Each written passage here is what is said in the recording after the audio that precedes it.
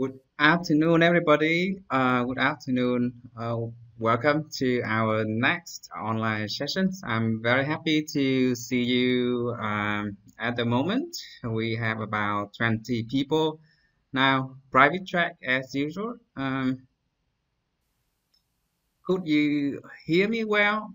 If you can hear me, please type yes into the chat window.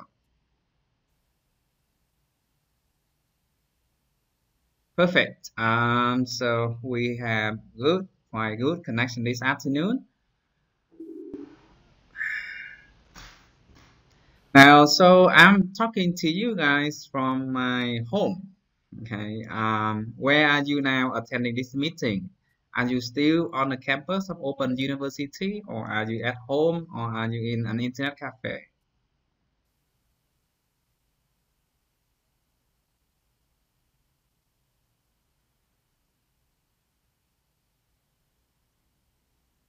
At home. Okay.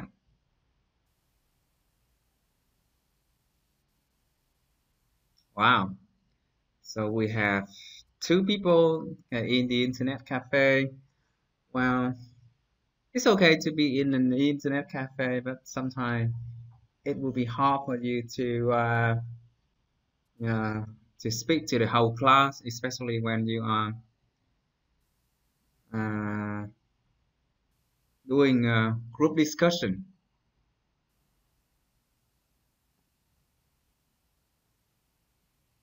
Okay, I have just got news when I get back home that well, let me show you.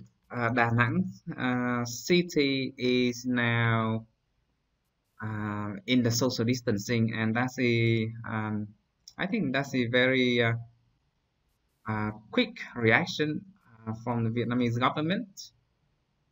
Well, let me show you. So what we are doing this afternoon is very much a rehearsal for that scenario. Okay, yeah. See what I have just got, okay, from one of my college. So you see, um, everybody in Da Nang city is now in the lockdown mode, pretty much like what happened in March and April in Ho Chi Minh City. So by giving this online sessions, we have a chance to rehearse the skills and the techniques that we need to use for online learning. And by the way, mm, we are using a very powerful server. So if you can, please share your webcam so that we can see more people online. It's better to interact face to face. And this server is very powerful, so I'm sure that we can support all 20 webcams online. Now, some technical setup. Um, could you show me a happy face next to your name? I just want to make sure that you know how to interact with me by yeah, I could.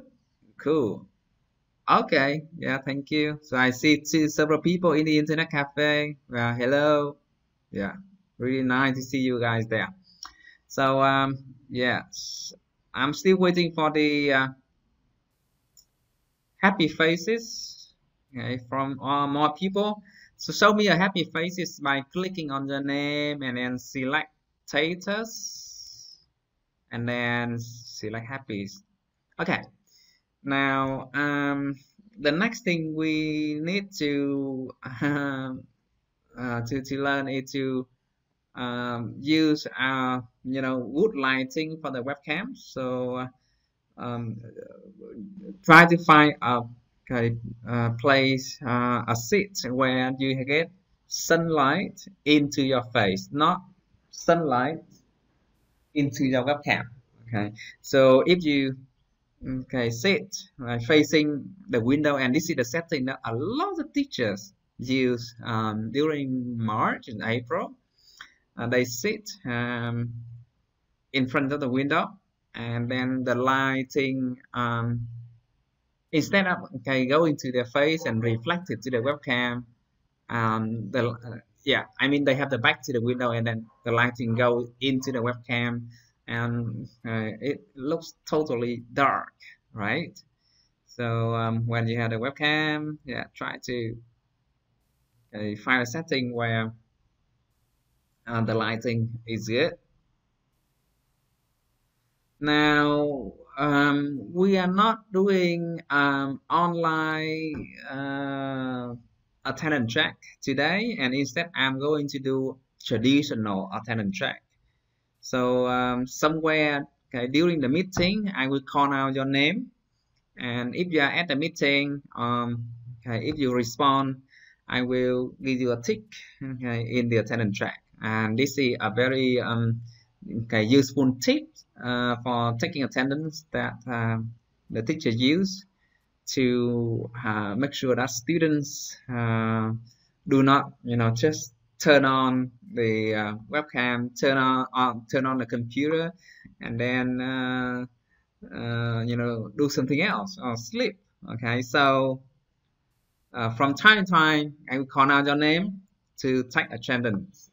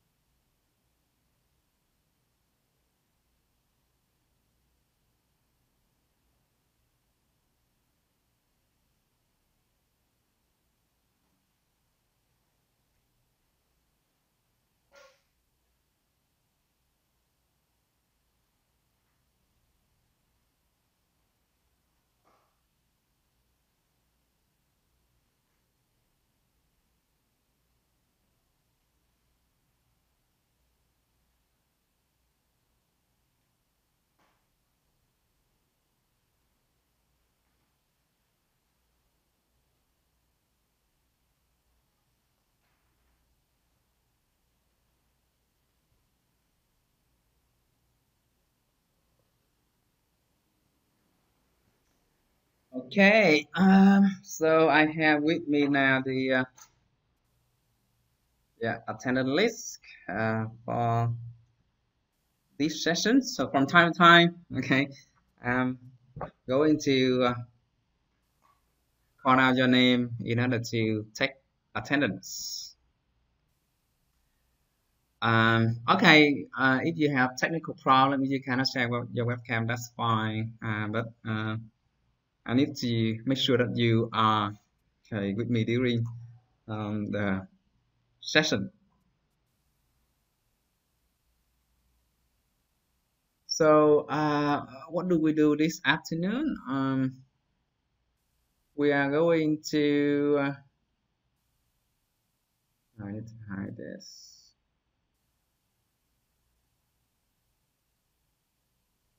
Um, Cover the rest of the topics, and that will be, yeah, this one, web quest. But yeah, okay. Sorry, I just forget. Before we begin exploring this, there is some tools relating to tracking plagiarism that I need to talk about. Some of you asked me, excuse me, this morning to share with you the tools that we can use for taking attendance. Well, and it is it.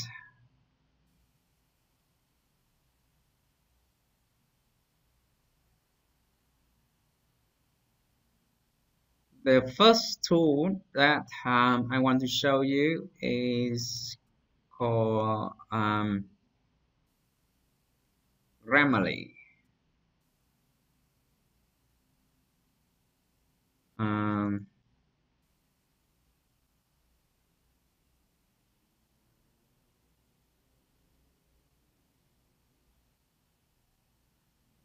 okay, so as you see, I have with me my list of essays that final essay submissions that I need to evaluate. And normally, this is what I do. I open the essay,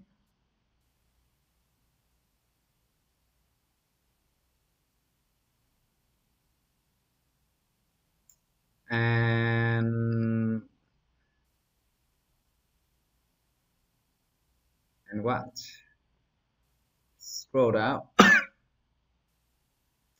and then in my Microsoft Word, I turn on Grammarly right here, this tab, and I yeah, open the Grammarly tab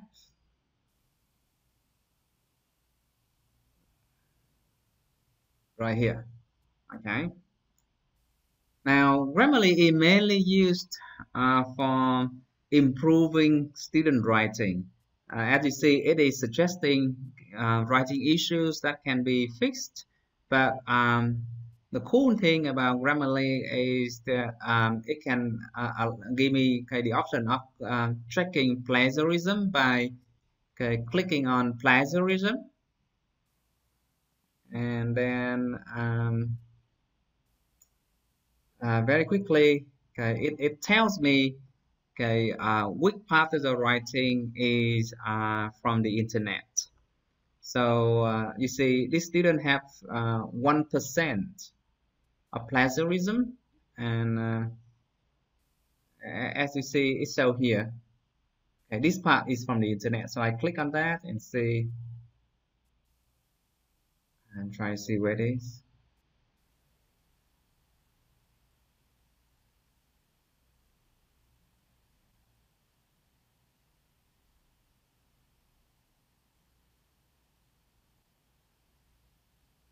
Right.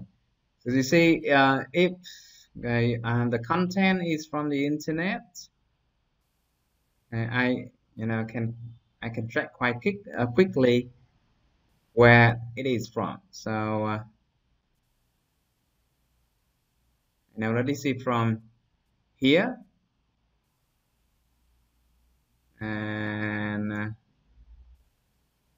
yeah, it's from here. But this student has has done a good job of paraphrasing, and that's why it shows only 1% of similarity. Um, Most of the writing is good though.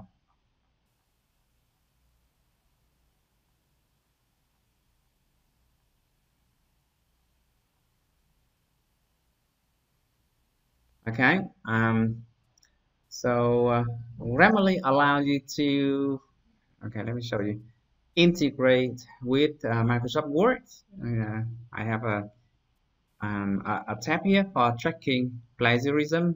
Okay, so this is quick and easy, but sometimes I need a more powerful tool, and that's when I resort to a more professional service called uh,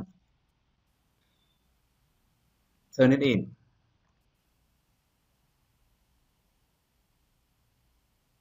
So see how I do it. I have an account in our e-learning system, and okay, inside this course, as you see, the course is dedicated to tracking similarity from the internet to fighting plagiarism. Um, so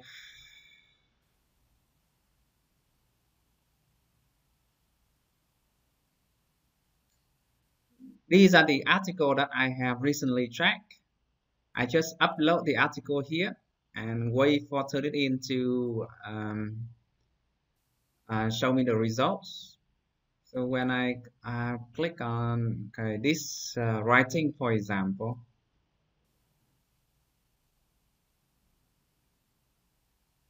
interactive whiteboard in language teaching,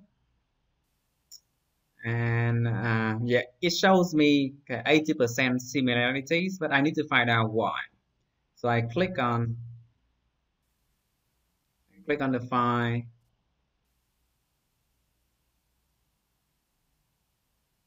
and yeah, this is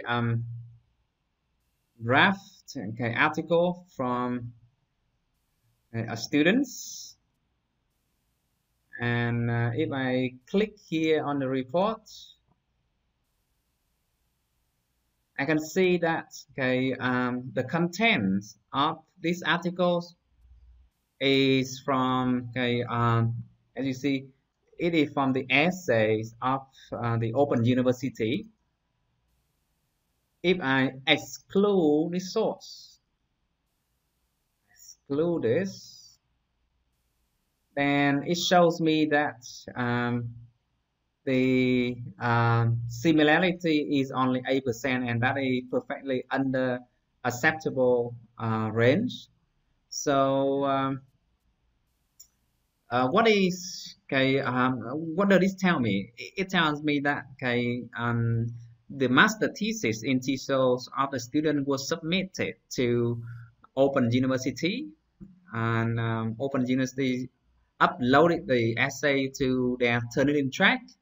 Um, and now when the student takes some of the some part of the thesis to publish, the system suggests that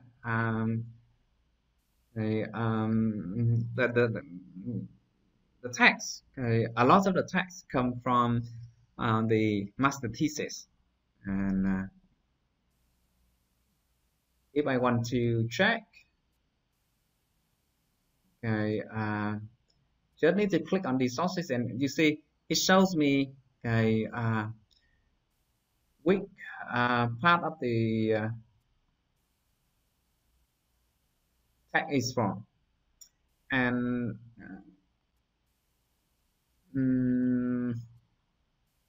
Turnitin algorithms use 3 words or more.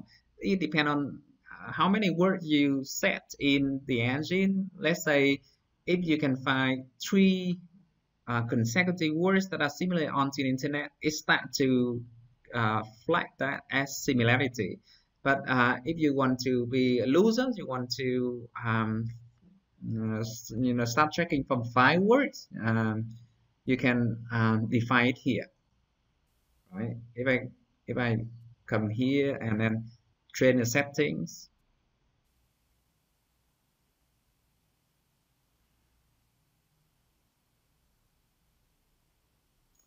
and then I scroll down.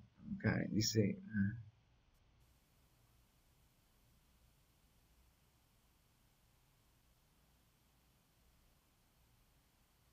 Yeah. In the submissions, okay, I can set that to 3 words, 5 words, 7 words, or 10 words. The higher the values, the usually the smaller similarity rate you gonna get. This system is not free. The service costs Hoa Sen University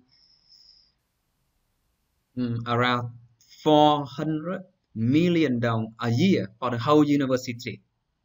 Okay? And our teachers use this a lot. So on average, if you put that for more than 10,000 people, it's around 40,000 dong. I mean 2 to 3 USD a year, for every user. And this is integrated into the e-learning system like this.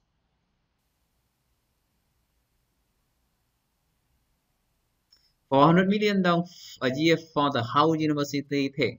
If you use it individually, I think okay, I'm not sure whether they sell the services to individual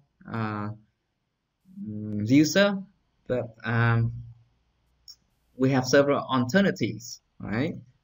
As individual user, and if you just want to try, then just search like free plagiarism online track, and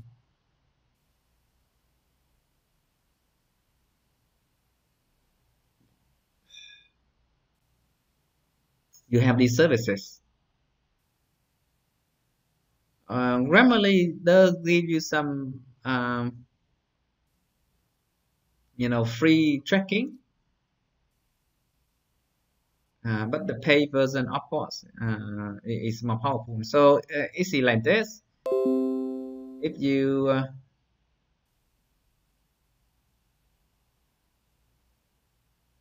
have just a short piece of text and you want to track to make sure that it is safe to submit, then I just, let's say, copy and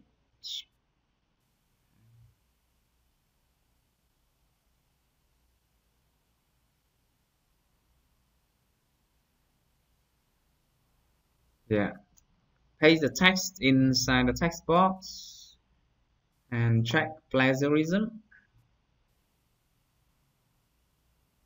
and you see it is tracking.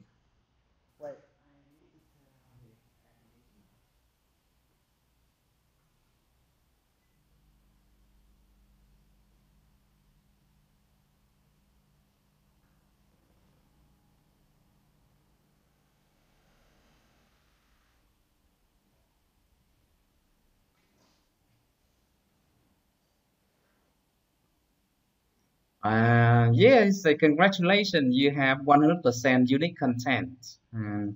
It doesn't find any plagiarism inside the text. So to sum up, there are free tools that you can use. Usually with free tool, you need to copy and paste a limited amount of text. But if you want to track longer text, like the whole file, or you want to upload a lot of files, like when I have to evaluate your final essays, for example, it's of course it is necessary to buy professional services, and currently Turnitin is the best. And you might wonder why Turnitin is so expensive. In the beginning, I asked myself the questions too. And Turnitin says that every year they need to buy more database, and they need to buy more data in order to track the student essays, in order to make sure that they can detect all of the copying, all of the writing that student take from the internet, and that's why the fee is very high. In Vietnam now, many universities have already started using Turnitin. In open university, you see the university also using Turnitin, but in a more limited scale. As far as I know, you have to share, right? The whole class have one or two Turnitin accounts for tracking plagiarism.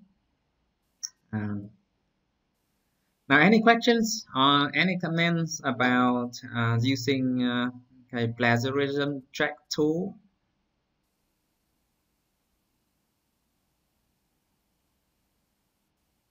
I hope is now clear.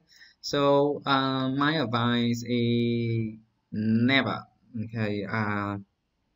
Plagiarize never copy sources on the internet without properly recognizing it. We are living in the digital age, and okay, all our behaviors very easily okay, analyze and watch, especially what we produce digitally. You see, so whenever I okay, now I'm very careful with my publication. Whenever I write, whenever I publish, I always okay, check okay, to make sure that everything is okay.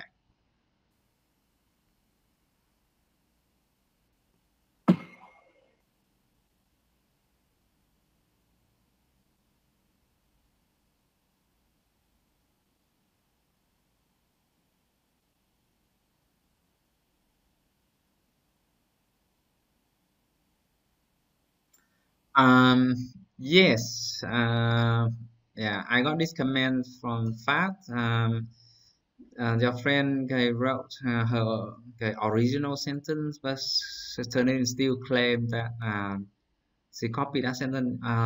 Because Sterling is very mechanical. It just compares the writing with other sources from the internet, and if I about 5 or 7 words similar to the internet sources and start to flag that as copying, and the teacher should only look at that and decide for himself whether that is copying from the internet or not.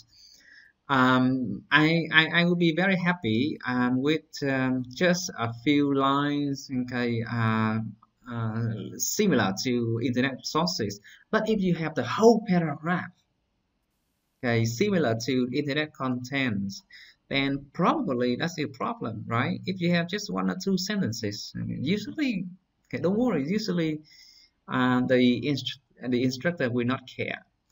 And that's why most university allow, okay, around 20 to 30% of similarities, okay, as the bar limit, okay, for fighting plagiarism. So some university will automatically flag your essays as plagiarized if it goes over 20 or 30%. I'm not sure about the policy for open university. Many years back, it seemed to be 20%. I'm not sure, okay, whether it is still the same at the moment. But for me, um, sometimes I can tolerate up to 30% if I look at the references, and yeah, okay, it's totally okay for you to quote, okay, 4, 5, or 6 lines on the internet, as long as you have proper referencing for it. Okay, if you don't have any other questions, then please go back to your okay, I'm learning. Sorry, your GSLMS course, and this afternoon we are going to explore together the topic of WebQuest. Now, could you please come here and click on the the sample WebQuest learning activities, buildings a city on Mars, please.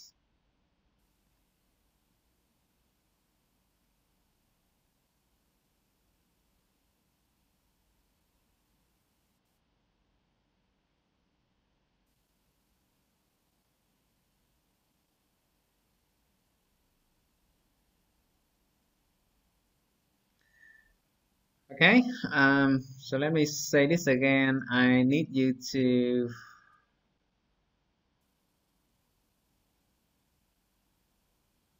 yeah, go to topic, okay, number 4, WebQuest, and download this Word document.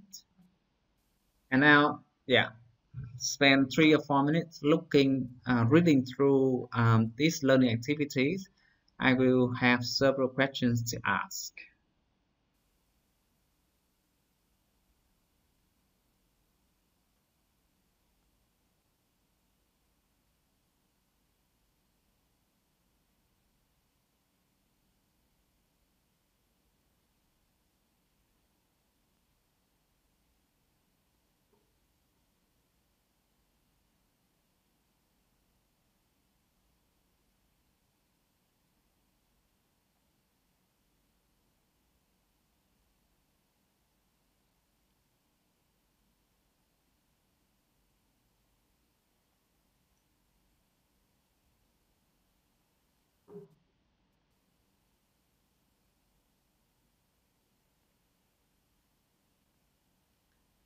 So, okay, these are our activities. I want you to discuss the differences between yeah, both the similarities and differences between web quest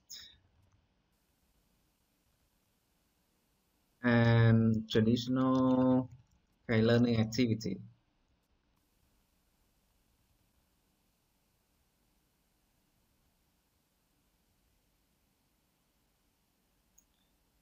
From the simple activity that you have seen.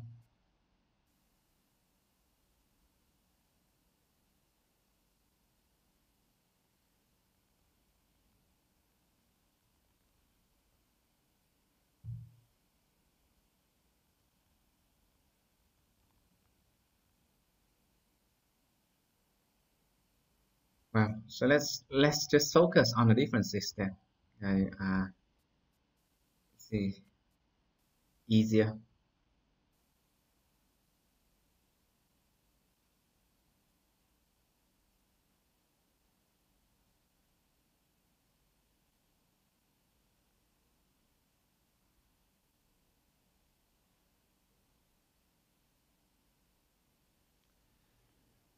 When you are ready with the reading, please type into the chat windows saying ready, and we can start. Uh,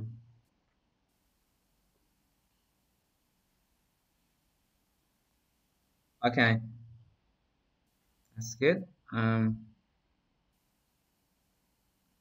Now, so okay, please help me to contrast the web quest learning activities with the traditional activities on the differences that you can find.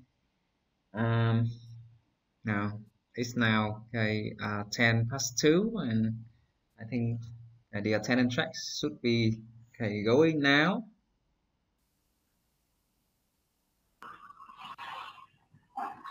Now, Phạm Kim Tín, are you there? Phạm Kim Tín.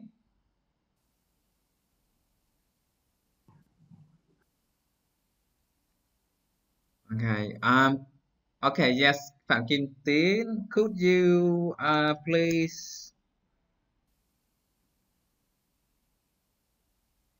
open the webcam? I'm sorry. Okay. Open your microphone and tell me 1 or 2 differences that you can find from what you have just read. Now, in order to enable your microphone, please click again on the leave audio and rejoin it. And this time, you need to select microphone.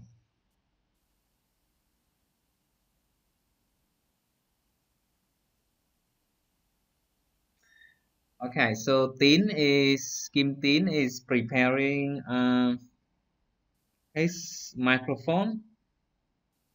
Now, Vũ Phương Thảo. Okay. Yeah. Now, Kim Thảo, please, could you okay, yeah, Tín. Now, and then it will be Thảo, right? Now, Tín, Um,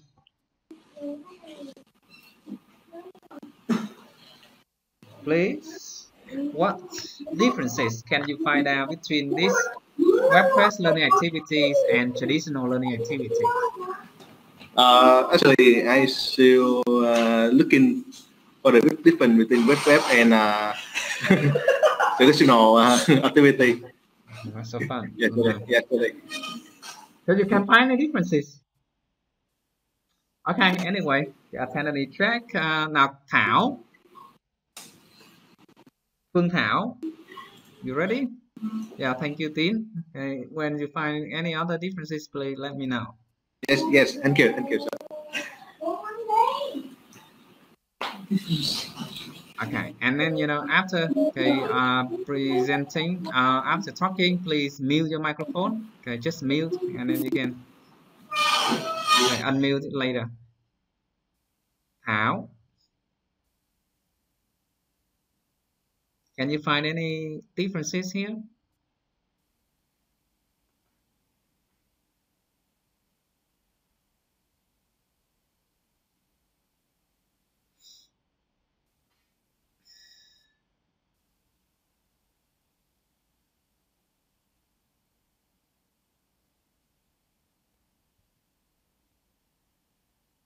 Okay, so Phương Thảo is trying to chat rather than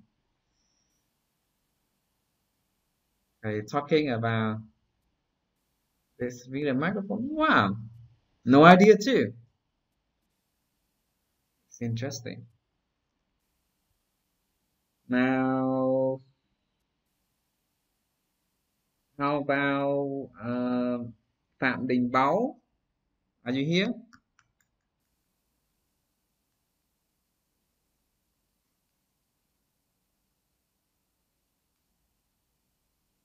Now, Báo. Phạm Đình Báo. Okay, yeah, hello. I can see, okay, it's good, okay, to allow to see your webcam, but you are now in the listen only mode, Báo. You need to disconnect the audio, I mean, yeah, and then rejoin the audio in the microphone mode, to talk. Báo is here.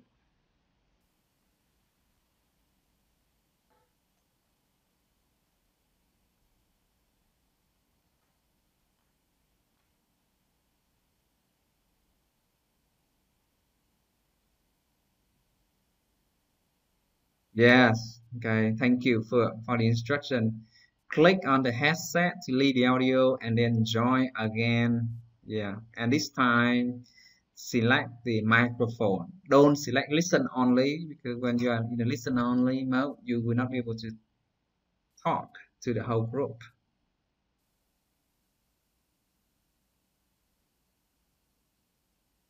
Now, so everybody, I want you to do this. I want all of you to leave the audio and then join the audio again in the microphone mode, and then mute your microphone.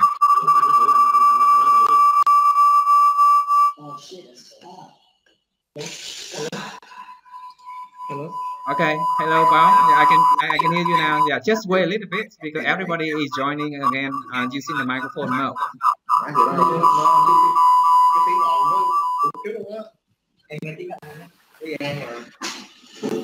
Yeah. So I need all of you to be ready in the microphone mode, not in the listening, not in the listening only.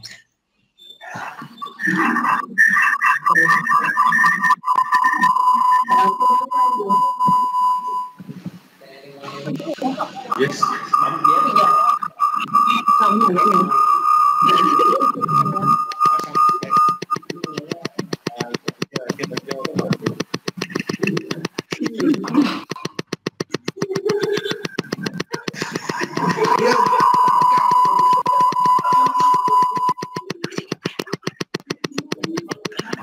Okay. And then please mute your microphone. Click on the microphone icon.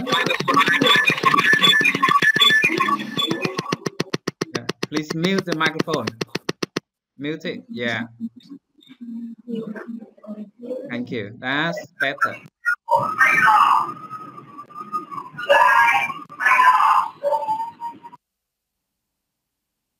Yeah. So this is normal. This is what happens when you are in a video conferencing sessions. Okay. If the participants are not very experienced, then we have some problems like noises and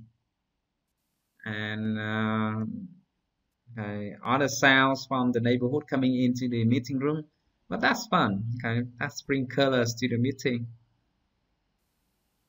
Okay, I think everybody is ready. Thank you very much for going into the microphone mode. Now, Mr. Bao, can you share just one or two points that you find particularly interesting about the differences between these web-based learning activities and traditional activities?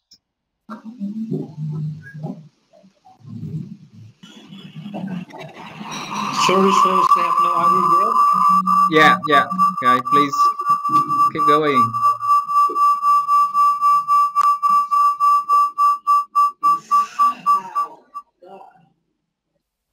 yet.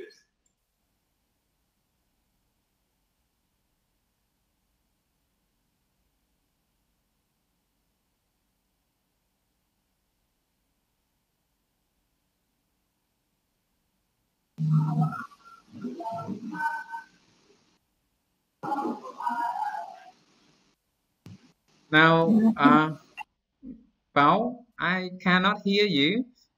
You are still in the yeah. You have turned on the microphone, but you have disabled it. Please enable your microphone. Yes. Okay, yeah. Yes, sir. Still the research result, looking for informations. Have no idea yet, sir. Still no idea yet. Yeah. Okay. So okay, so now three calls already, and still no things coming up.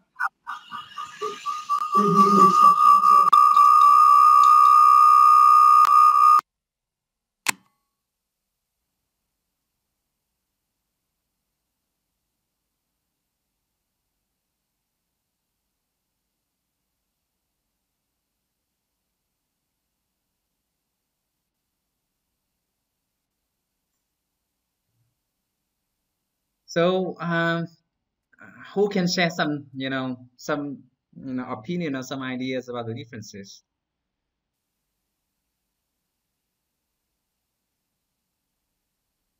Okay, Phượng, that's good. Hiền, yeah, please go ahead. In my opinion, I believe like a web quest is like a classroom activity that students would like be asked to research something on the internet, and like most of that would have to be like under the teacher's control. Yeah, so that's my belief. Okay, under teacher control. Good. Right, thank you. And yeah, Phượng, you want to add something to that too? So my idea is pretty similar. Okay. So it's about the resources. For the web quest, the students can search for the research themselves, but different than the earlier opinions, I think that the students have a freedom to search for the resources with the recommendations from teachers. For traditional learning activities, the teachers have to prepare the materials beforehand and give it to the students, so students have limited access to the resources. But for WebQuest, they are freer, like have more resources. That's it. Okay, thank you. So the teacher can provide internet resources, okay, instead of yeah, print the material, right? Handouts. Thank you. Now think about the student work. Do they work individually or do they work in group? think about the evaluation plan. Okay, look at the rubric evaluation. How is that different? And also think very carefully about the introductions. Okay, what is the learning scenario, the learning problems like? Is it a regular way? Is it a normal way of introducing the activity to the students? So, yeah, any more ideas on this? Okay, so far we have touched on two key points. A web-based learning activity is one in which the students need to use internet resources for the learning activities, and the teacher usually do not provide print materials. Instead, he or she will provide internet resources. So that's very similar to the e-learning systems, the e-learning system that we have been using to support our learning. Now, are there any other differences that you can find out?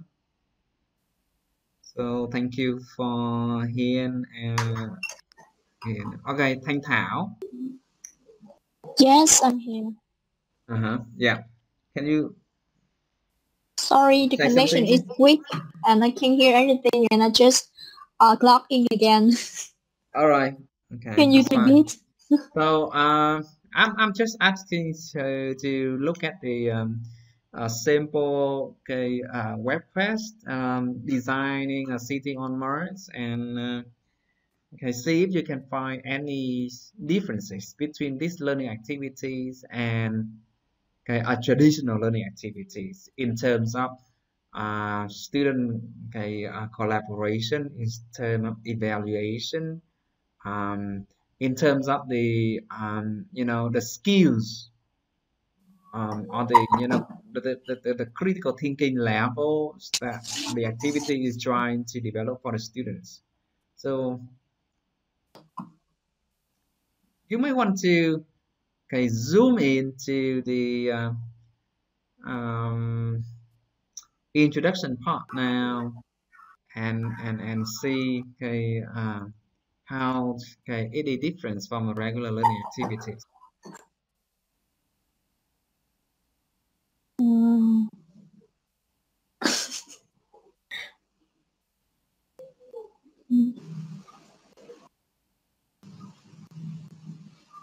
Now, so let me give you some hints. You can see that students have to work in group. Okay. In all the webcast activities that I'm going to let you explore later, you're going to see that students have to work in group. Okay. And if you look at the introduction activities, what is special about it? Now, oh yes, student work in a group in traditional learning activity as well. I agree, but in WebQuest it is compulsory. I mean, you have to assign student into group for these online activities. So in traditional learning, it's it's an option, right? While in WebQuest learning activities, it is not an option. It's a compulsory.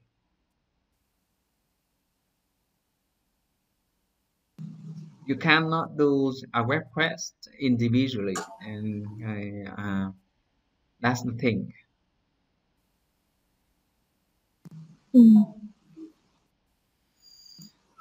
Now, so please go over the introduction again. The planet Earth has become grossly overpopulated. Our resources are abundant and can be shared, but we are running out of living space. We must start looking to other planets for living space, and one planet that is a possibility is Mars. And your job is look at building a city on Mars. Now, how? You will look at websites about Mars for information and use the information to plan and design a city. And you must have a written plan a design, okay, to be drawn out on paper, and then prepare a model of the city and present it to the live another planning committee, I mean your classmates for review.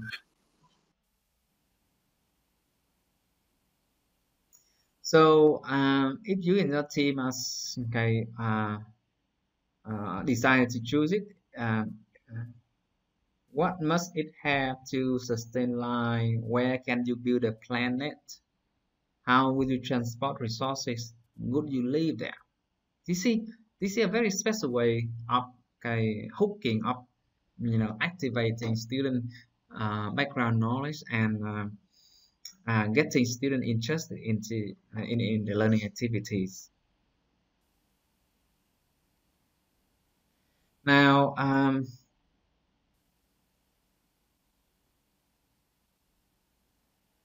if you open okay the search engine and hit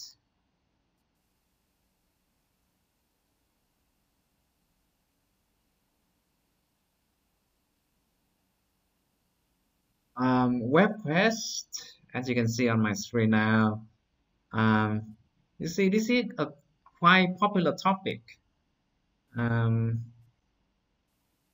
and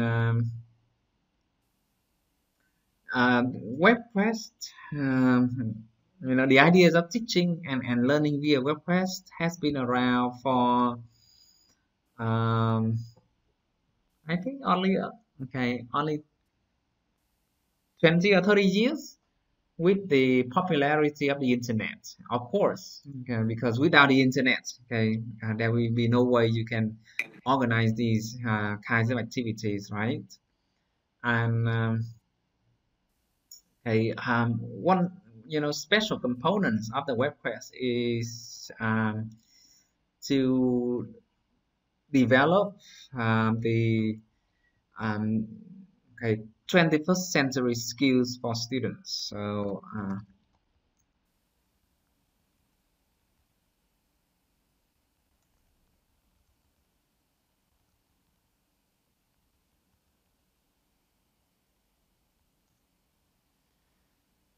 now, are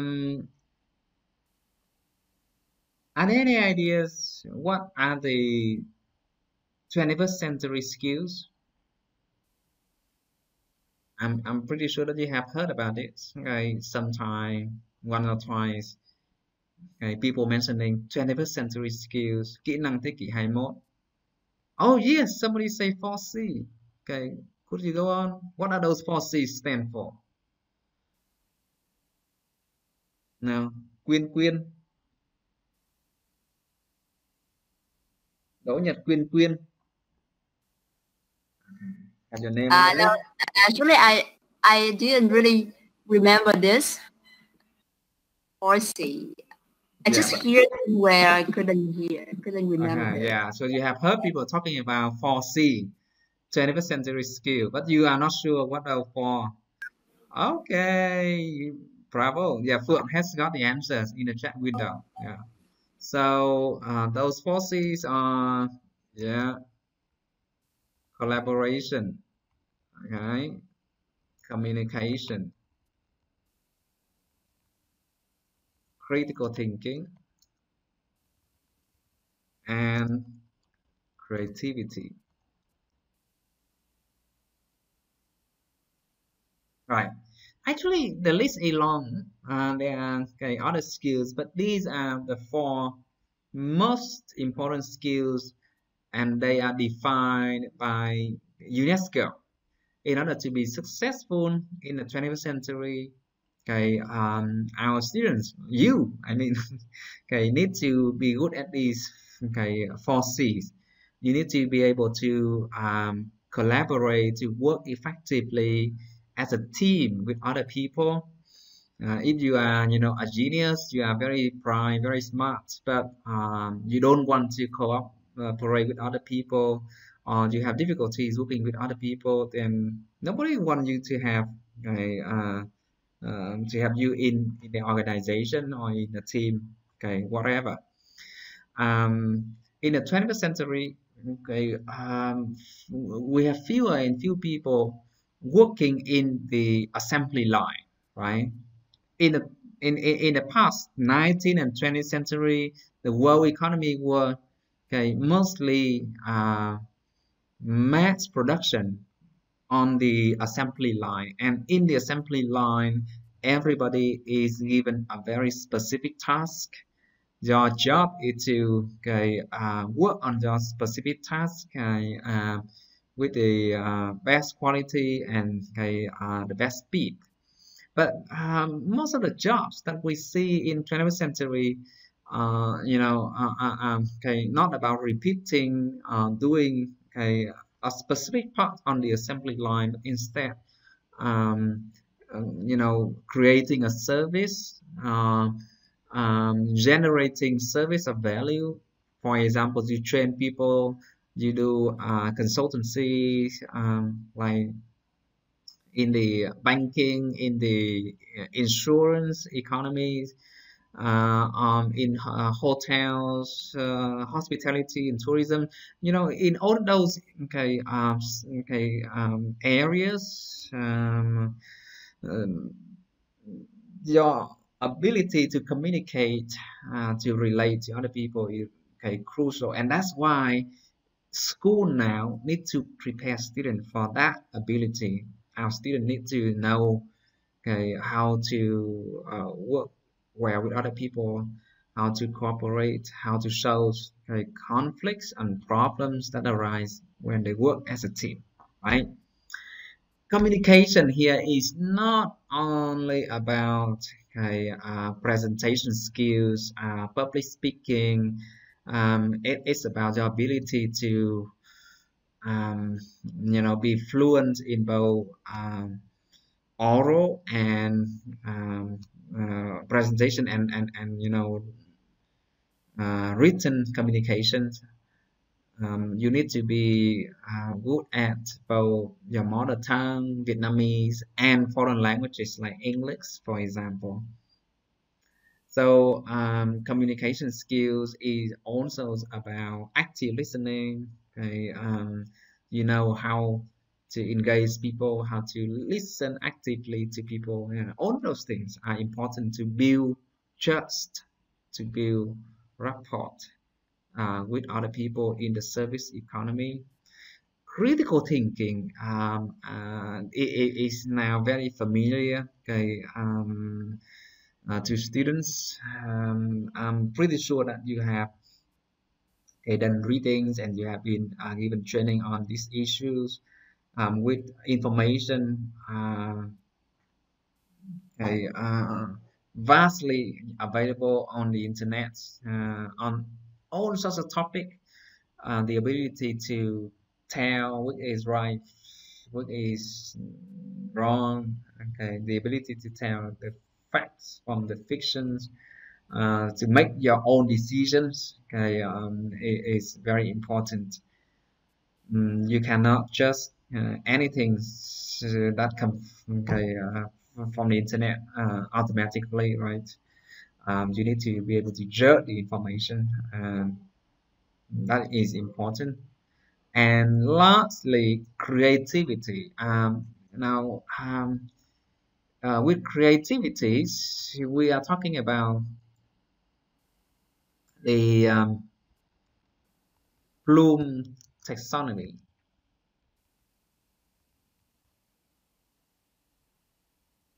Now,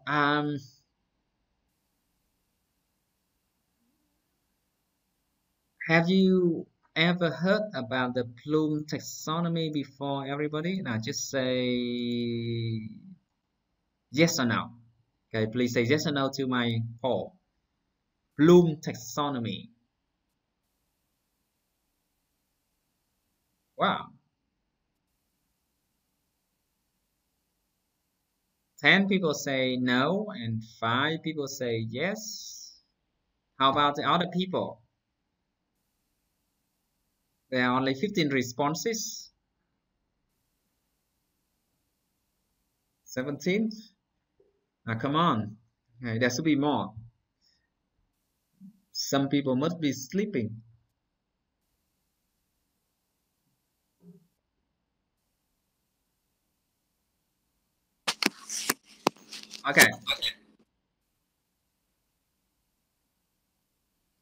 So as you can see from the publication of the results, um,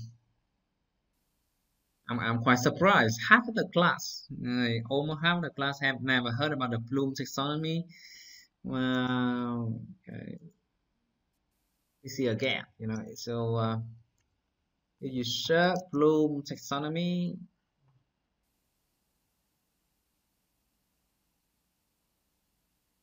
and you see, okay, this is a very big topic. Okay, 12 million results come up instantly. So to make things short, okay, Bloom taxonomy is a framework that is used a lot in education, in helping teachers to do lesson planning, in guiding instructor to develop course outline and learning curriculums. Now, the Bloom taxonomy is, yeah, okay. First, you know, suggested by an American psychologist called Benjamin Bloom, and that's why you have this this name after him. Now, Bloom says that there are 6 levels of thinking. Now, can somebody, if you have already know about the Bloom taxonomy, can you type into the chat windows the different thinking level that you know from Bloom taxonomy, please? Okay. Yeah, that's perfect. Very nice, Thùy.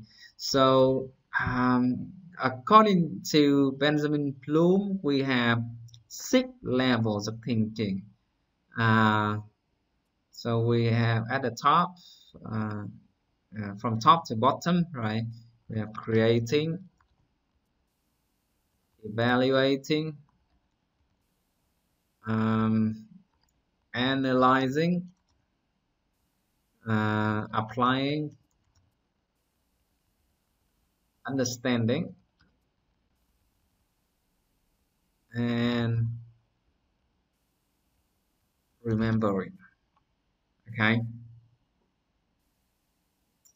Now, traditional education gonna focus on these 3 levels of learning. Okay, applying, understanding, remembering, and I will put it as red because probably in modern education we should try to stay away from that. Now, so if you merely ask your student to recite something back in the exam, that is pretty much remembering. Like if I say, do you remember what we did last time? Last time we learned mùa xuân chín of Hàn Mặc Tử. Can you recite a poem for me? That's a remembering, right?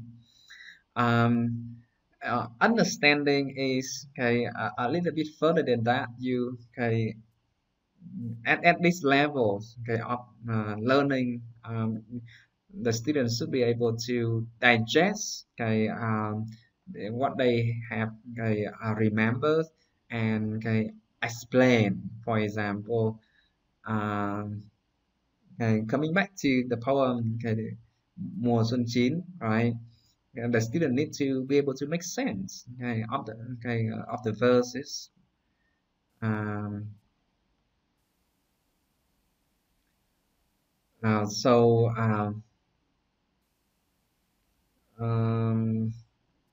For example,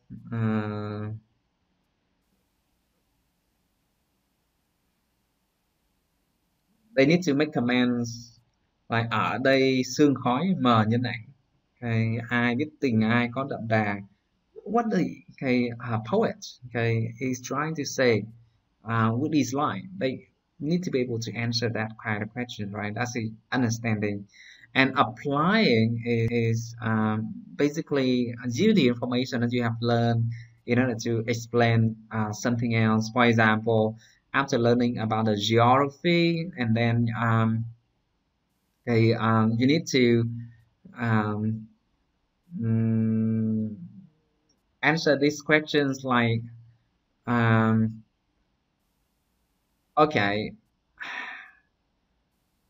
if I give you direction like this way is the yeah, this way is the west, and then how do you decide the south and the north direction, for example, right? Yeah, you need to apply the rules that you have learned in navigating in the geography. So now applying, understanding, and remembering are called low level. Okay, put this low level thinking. Yes, and creating, evaluating, analyzing are called high level thinking. Right?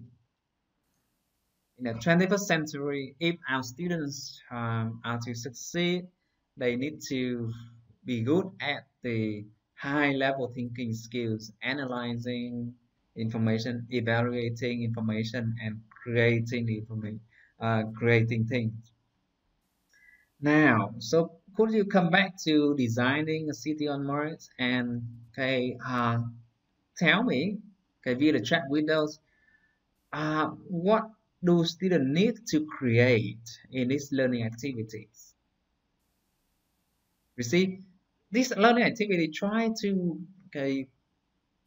push the student at the top of the Bloom taxonomy by requiring them to apply what they know about city planning, about city design, about what is needed to support life in order to design a city on Mars. You see, the student need to understand and apply a lot of things that they have learned so far, right? They need to understand about urban planning. They need to understand about life support outside the earth. They need to understand about the complication of logistics support to travel from Earth to Mars. There are lots and lots of things, lots and lots of problems that they have to solve. Right. So in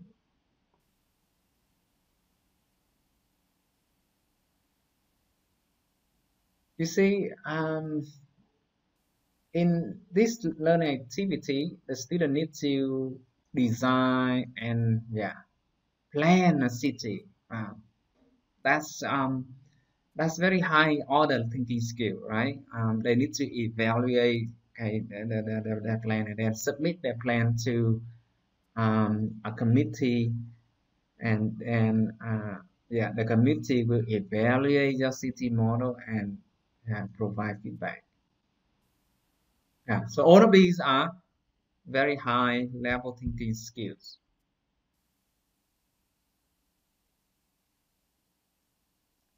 Okay, so to sum up,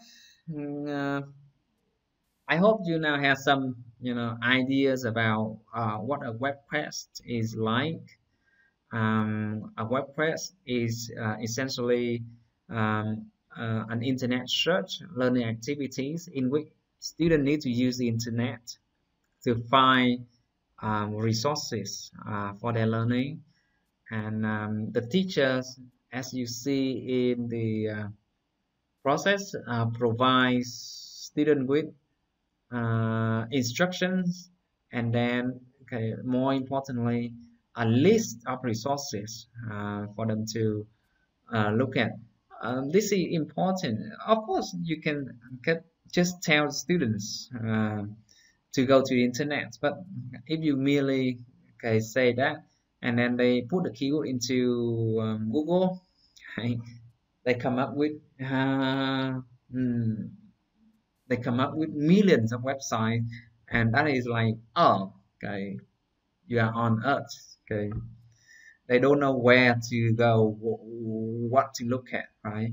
You need to, okay, do the job as the instructor, that is to point them to the specific places that they should explore.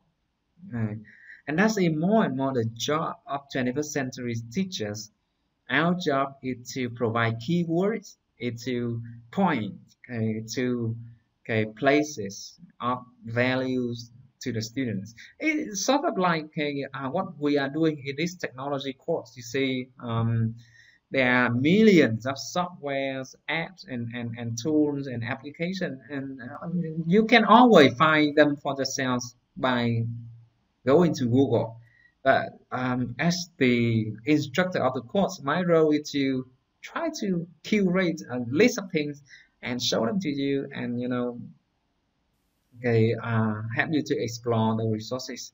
So that's very much the the role of 21st century educator, and that is exactly what I try to do when I build okay this course for you. See, so this is actually a list of the internet resources, all of the things that we have been, okay, doing so far, right? You log into my course and you have a list of learning resources, and this is also what you are doing with your e-learning course development. Essentially, you provide the student with internet resources in a more organized way. Now, you are not actually creating a web quest, because when web quests were first introduced around the beginning of 2000, the internet was not as developed as it is now. There was only simple HTML pages, and they are, okay, not very well developed system like what we see now yet. Yeah, so the job of the teacher is to provide resources, and as you see, students need to work in group, right? You need to design life sustaining cities on Mars, and you need to work in a team of 3 people. And of course, if you look more closely here, I would say what makes these learning activities really stand out from traditional teaching and learning is that it prepares students for the 21st century work environment by helping them to develop the technology skills. You see, by requiring them to develop skill like collaboration, communications, um, high level thinking, and creativity.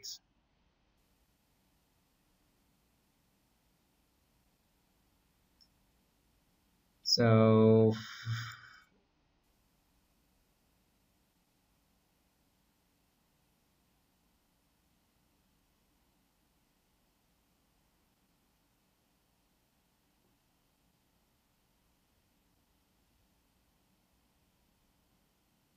yeah.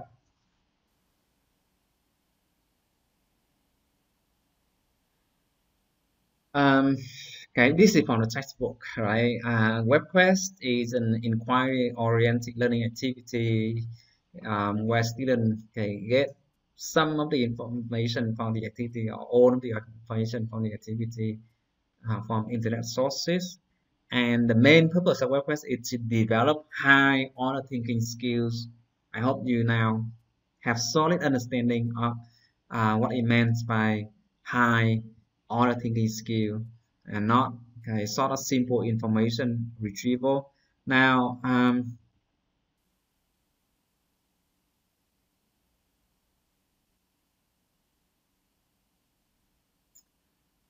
because half the class have never heard about Bloom taxonomies, I want you to go to Google search, and you can search the image of the text. Okay, I do not care, and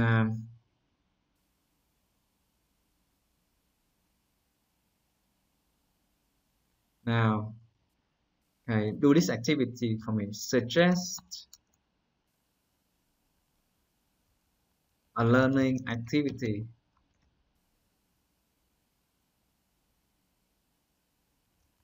At the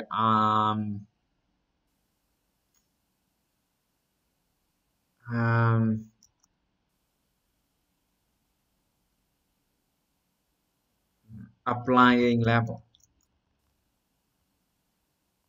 Okay, and this is also the attendance track activity before we take the break. Now, so I want you to search the internet and try to understand about the Bloom taxonomy. And there are a lot of sample learning activities at each level in the Bloom taxonomy. I want you to copy a short piece, okay, or you can think up a learning activity if you have already been familiar with this, and put this into the chat window for me. Okay. Yeah.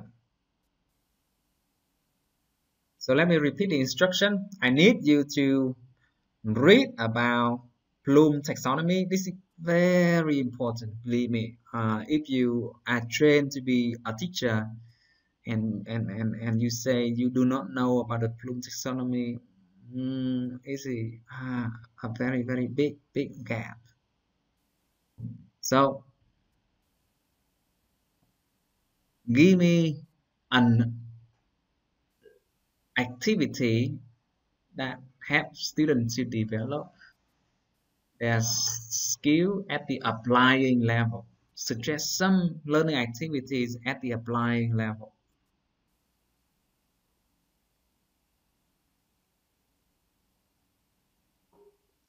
You can simply copy from the internet. That's fine in the beginning. Yeah, okay, that's good. Presentation. Yeah, present the informations in English. And of course, when they present the information, right, they need to apply the grammar rules, okay, the pronunciations and all of the skills that you have trained them to. Presenting, yeah, classifying information, yeah, role playing, yeah, good.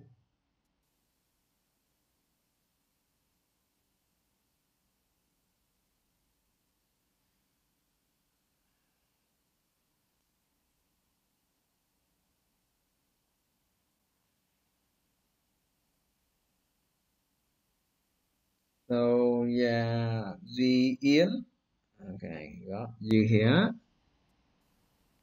Lê Thị Trang, okay. Võ Thị Ngọc Anh, okay. Kim Phát, okay. Phương Huỳnh, Huỳnh Phương, or Phương Huỳnh. I do not see your name in the list. Oh, Lan Phương, yeah. Huỳnh Ngọc, Lan Phương. Thank you. Hoàng Nam. Okay. Trần Thị Dung. Okay. Leo. Okay, yeah. Hữu Tài.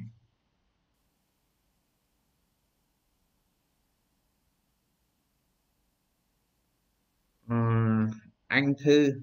Okay.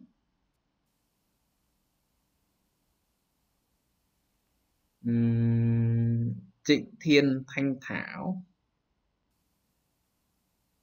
Okay. Lê Ngọc Tiến. Okay. Thu Huyền. Okay. Minh Phượng.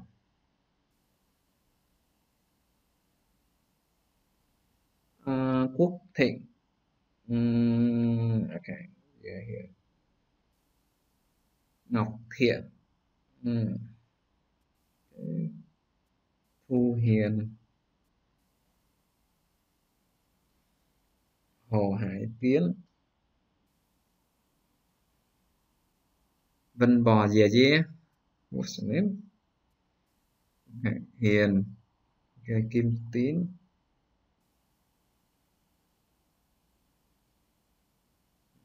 Ready, okay. Hương Lê. Lê Thị Thanh Hương, okay. Here. Nguyễn Thị Thu Thùy.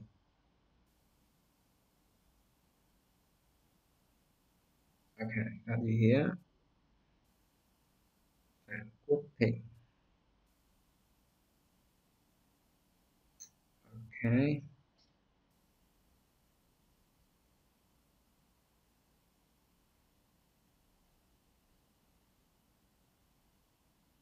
Right. Good. So thank you for that. Actually, okay, if you click here, you can see a lot of suggestions from teachers when we design learning activities. You see here, right?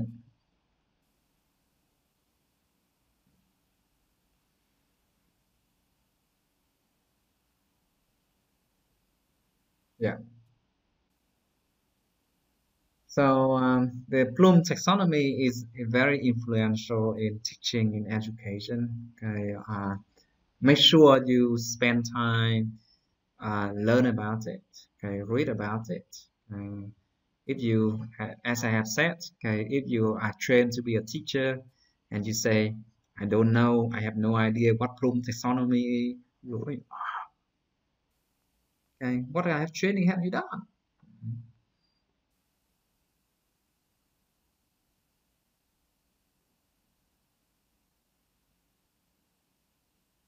Okay, so the main purpose of WebQuest is to develop high order thinking skills, okay, not simple source of information retrieval.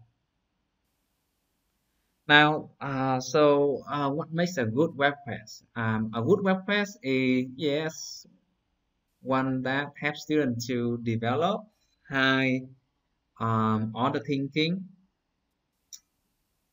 Could you type very quickly into the chat window the 3 high level thinking levels? What are they? Could you type into the chat window again very quickly? 3. Yeah. Analyzing. What else? Evaluating and creating. Yeah. Okay. Those are the 3 high level thinking levels. Okay, and WordPress, of course, should be linked to previous and subsequent activities. Otherwise, okay, the students are not going in the right track, right? So I have been invited to some competitions to find out innovative lesson plan, innovative teachers. And in this competition, the teachers need to show the projects that they give students in order to help students to develop skills, right? Most of the projects in Vietnam are very good, but some have gone too far. Like when you take let's say when you take a biology course, and then you give a student a web quest activities projects in which they have to do a lot with chemistry, with physics, with the environment, then you may be going a little bit too far from your curriculum. And yes, a good web quest is one that is fun. You see, that's why it's important for the teacher to design this learning activity, designing a learning city on Mars. You see, it sounds engaging, it sounds interesting, it's always fascinating for the student to do something with this. and of course it is interdisciplinary. It's have students to learn about the space, about planning, and about a lot of other subjects. Now, own web quests come with these 6 conventional components: the introduction, the task, process, resources, evaluation, and conclusion. And now you should have very clear ideas about what comes inside each part from the model web quest that I had given. Now, in the introductions, our purpose is to prepare and to engage the student, right? And we provide background information, okay, like this. And lastly, we try to communicate the big questions. Now, this is where I want you to explore next. In web quest, it's very important to explore what we call the curriculum framing questions, right? And there are 3 kinds of questions that are especially important for students to explore. In the beginning, we have the essential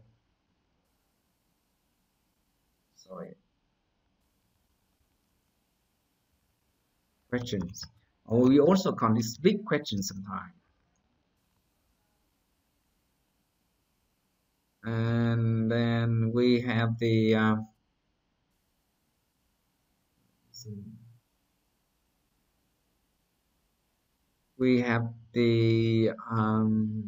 unit question. We have the content question.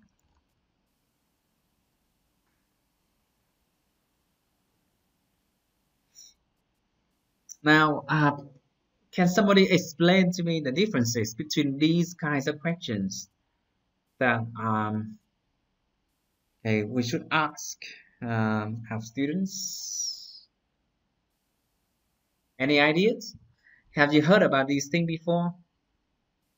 The curriculum framing questions. I mean, the questions that we ask are usually classified into these 3 categories: essential questions, unit questions, and content questions.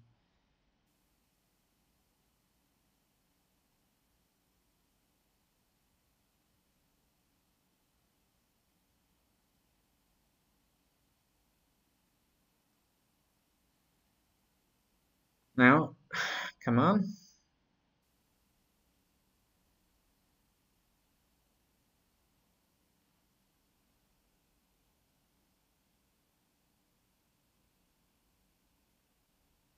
Well, it looks like you are not familiar with this.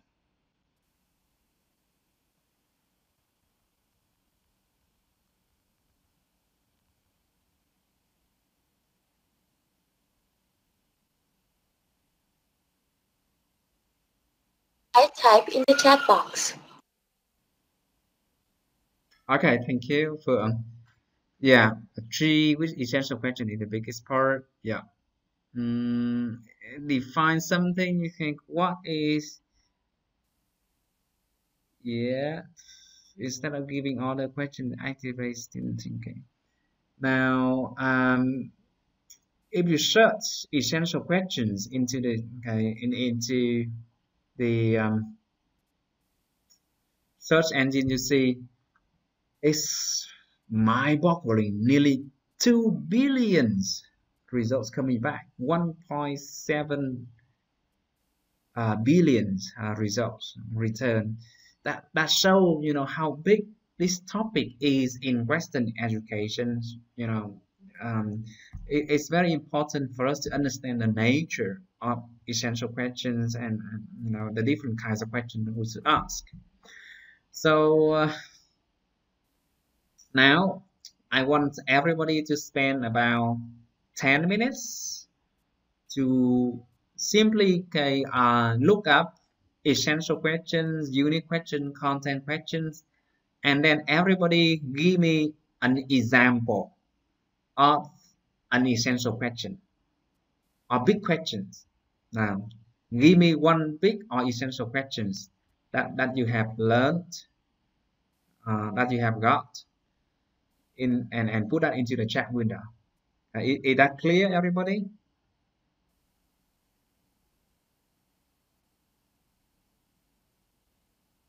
Yeah. So let me repeat. Okay, let me. I want you to learn as much as you can. And this activity will be 10 minutes about essential questions, unit questions, content questions. Just search, and then find it for yourself. And give me an example of essential question.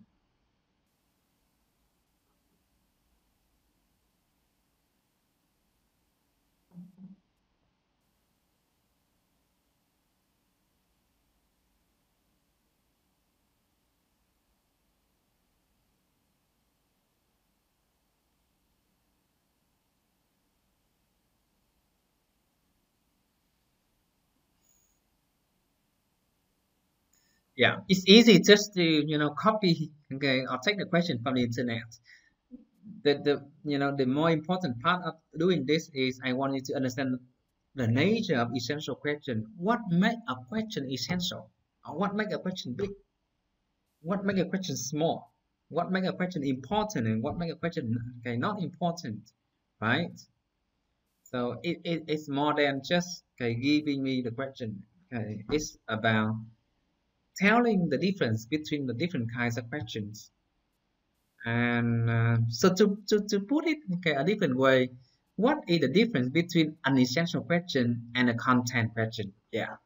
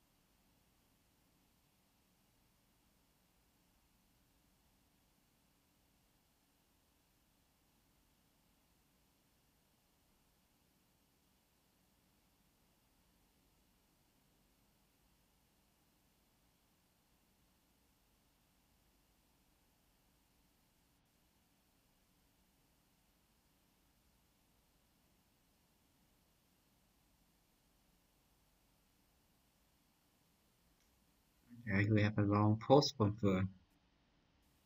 It's nice.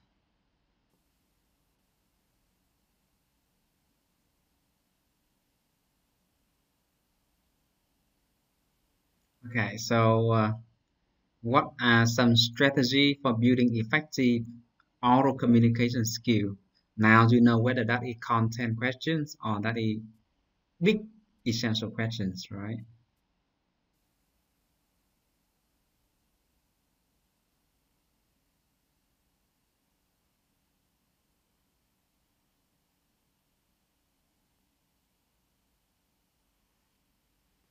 Now, okay, yeah, keep working on the activities. I'm just, going through what you have found from the internet.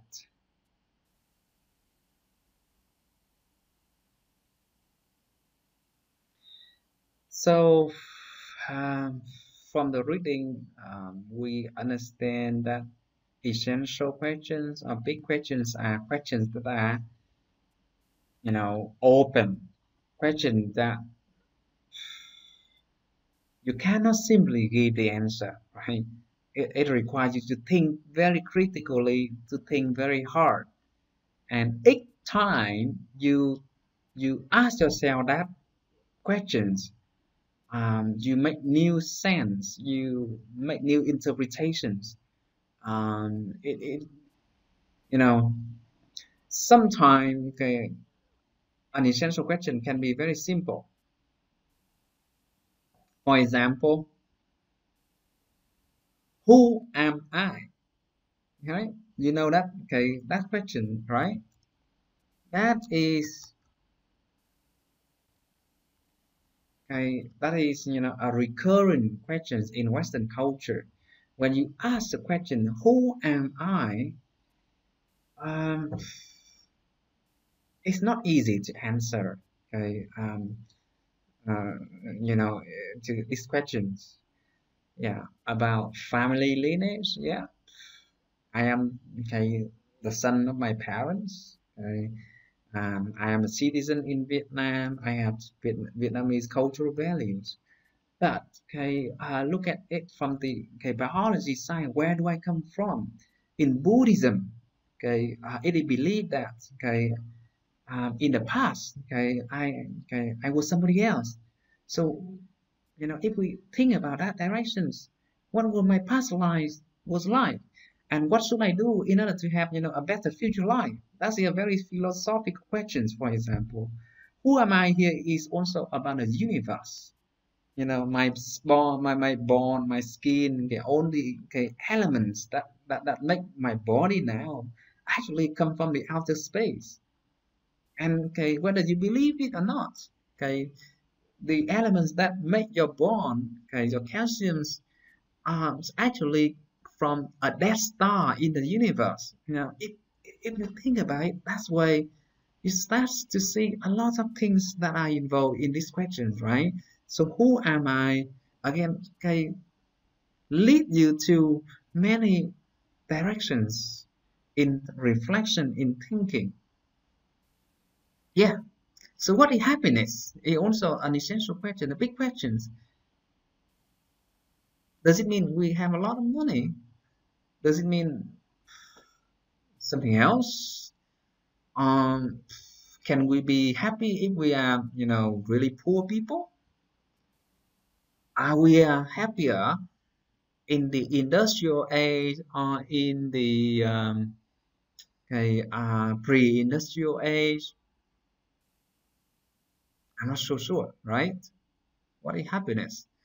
So when I was a little boy, I lived in the countryside. There was no electricity. There was no industrialization whatever in my place. We would,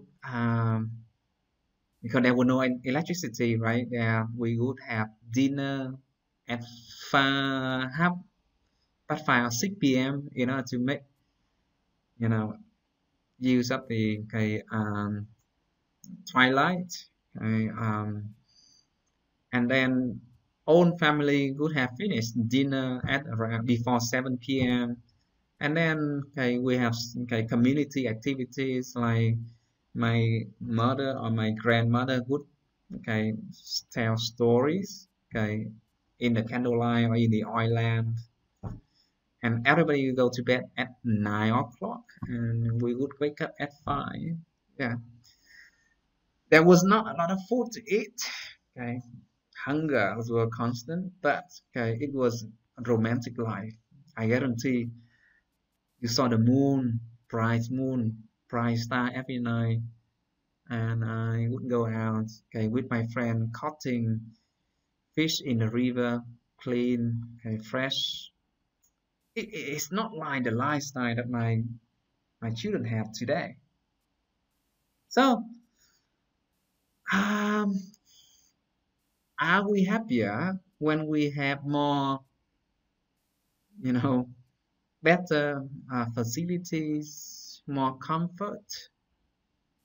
Or are we happier when we live with the nature? It's not easy, right?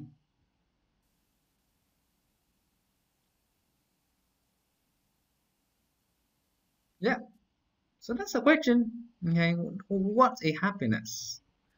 Um, so when we reflect back now today, because you know the electricity came in 1990. Okay, Vietnam started to electric, what we say rural electrification, okay, điện khí hóa nông thôn, and then okay, electricity came to my hometown, and then the town train. People started to buy TVs, black and white TV, and when TV came to the family, just stayed up until 11 in order to watch the TV. Right now, people no longer went to bed early. They started to go to bed late, around 11, half past 11. And of course, because they went to bed late, they woke up later. And biologically, when you do not go to bed early, okay, it's not good for your health. Okay, people start to have more stress.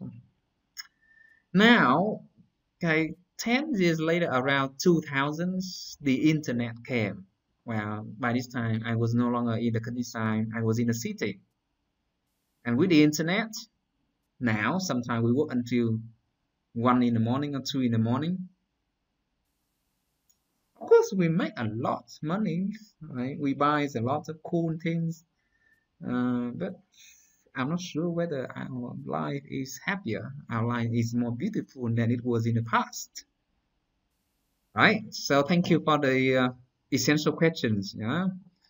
What is happiness?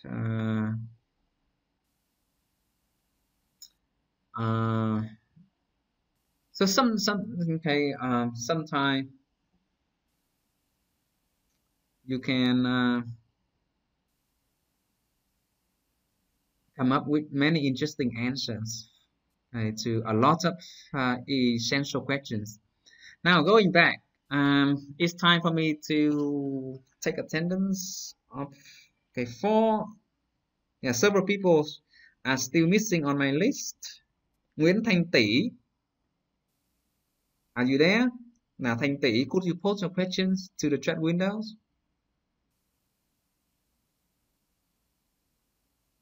Nguyễn Thanh Tỷ, Nguyễn Lê Tường Vân, Nguyễn Thị Kim Yến.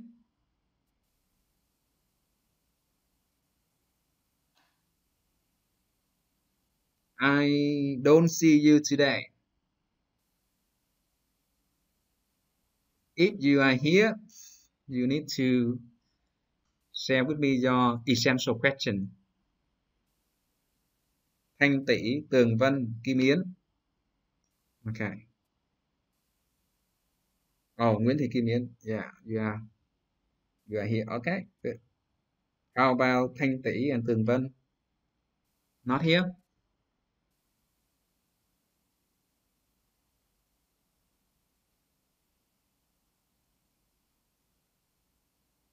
Oh, so it's Vân Bò. Yeah. So that's you, right? Tường Vân. Okay.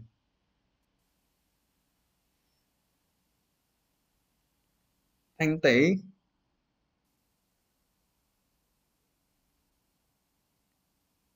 Okay. So Nguyễn Thanh Tỷ is not here. Now, Thanh Tâm, Kim Thanh. Where are you?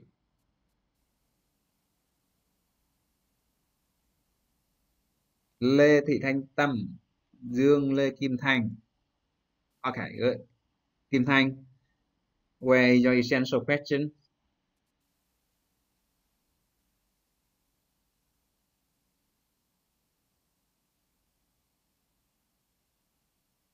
Trương Anh Khoa, I don't see you yet. Nguyễn Thị Duyên and Lê Nguyễn Đoan Hiền. So these are the people that are still not ticked. Nguyễn Thị Duyên, okay, yeah. Lê Thị Thanh Tâm. Okay. Now show me your essential question. Just don't say yes or I am here. Yeah. Show me your work.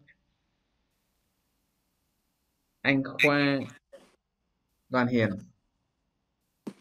Thanh Tâm, you want to say something?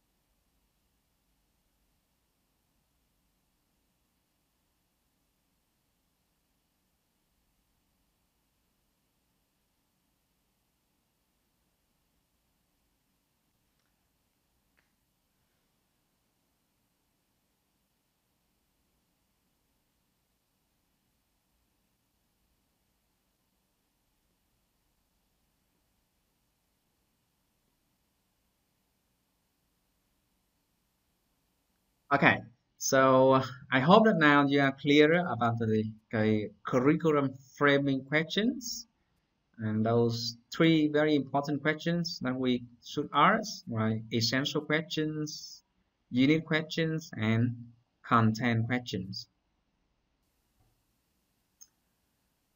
So again, the big questions is the question that is big, right? Important, essential. Is it an open question?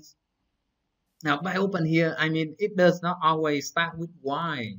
Okay, open here, then there is no fixed factual questions, right? Who am I is a yes no question, but it's open, right? It leads you to many different answers. What is happiness? Okay. Am I the caretaker of my product? Am I the caretaker of my product? Now, this is also a very famous big question or essential questions in the West. You know, am I the caretaker of my product is, you know, from the Bible. You know, you may have heard about this story.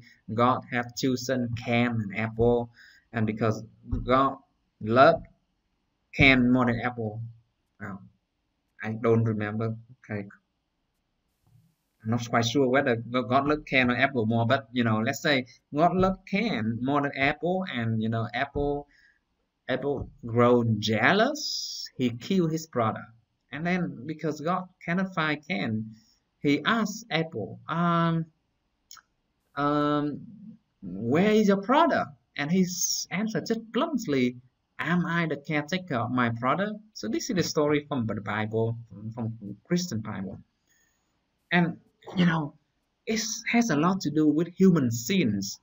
It tells us about how we treat people in the family and in a larger sense people in the society. Should we brothers with each other? And it also leads us to think about the human sins, about you know why we treat other people around us so badly. Yeah, so yeah, I always have that problem. You know, I cannot remember who killed who. Just Cain and Apple. Okay, that's the story. Thank you. But yeah, am I the caretaker of my product is a very good examples of big questions too.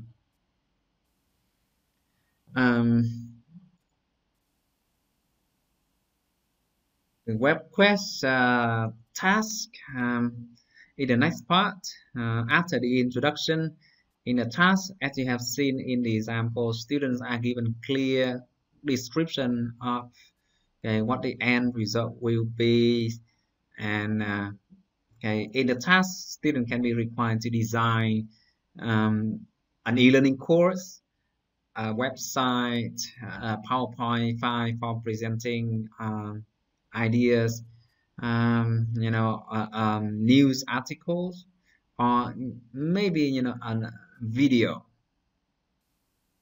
And then, okay, next part in the web quest, we see a process in which, okay, the students are given instructions on, okay, which steps they need to go through in order to um, complete the learning tasks.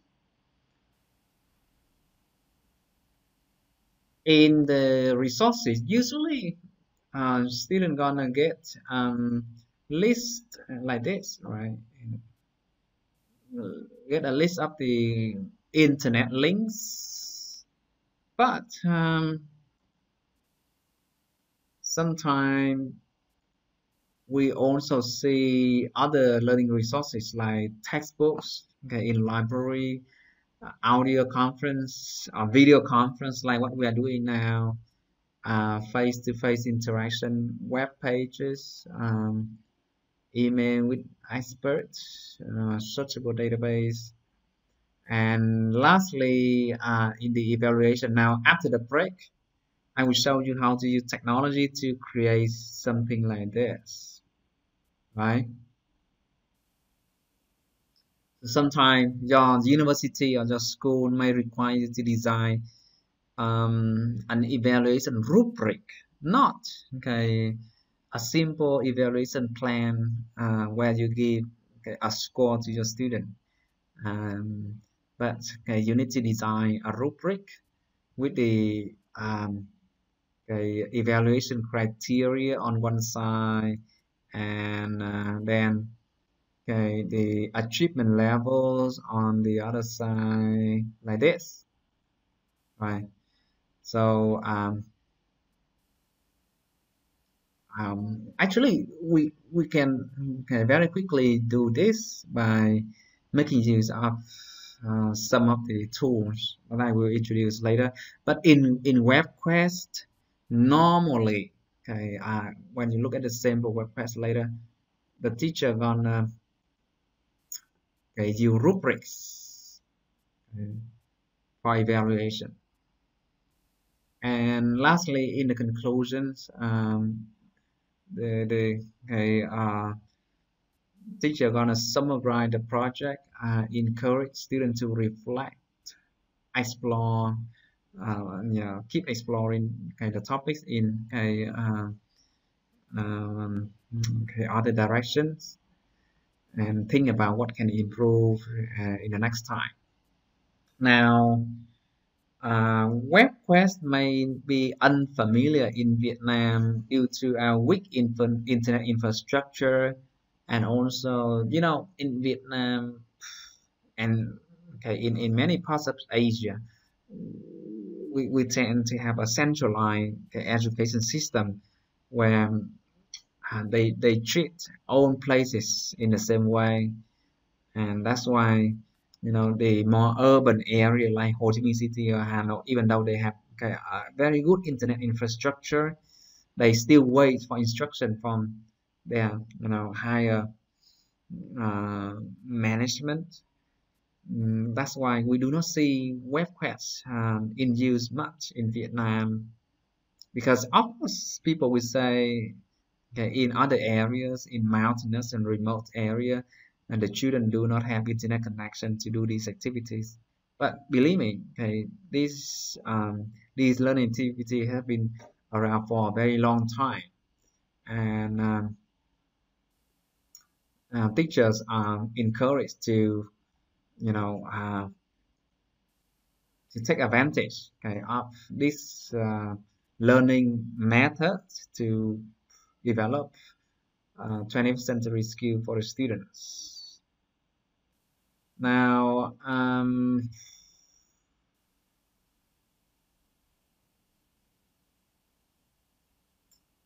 For now, I want you to click on webquest.org link. Would you come back to our course and click on webquest.org?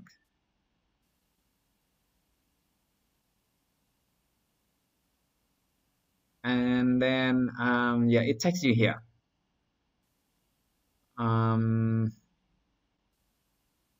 Actually, there are thousands of WordPress here that were created by American teachers, as you see. Yeah, some of them was very long back, long ago.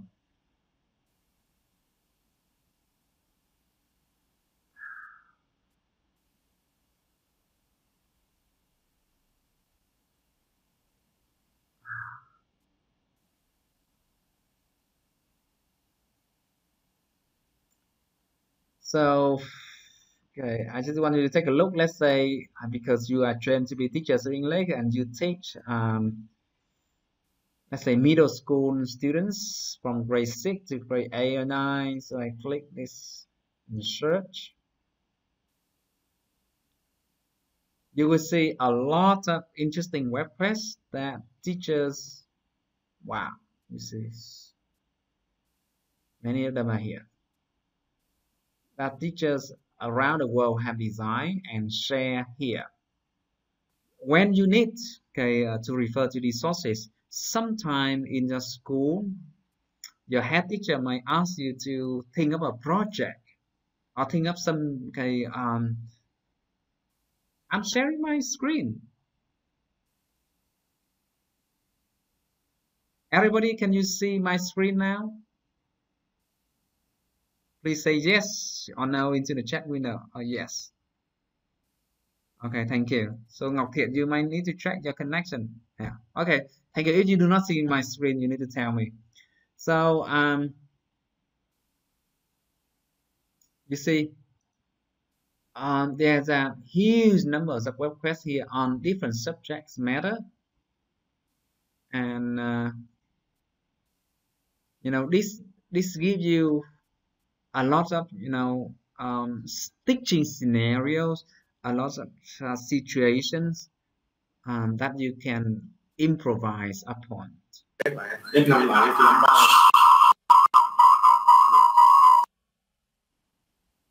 Now, in the previous computer assisted language learning courses, I would ask my students to design a web quest and share to the internet.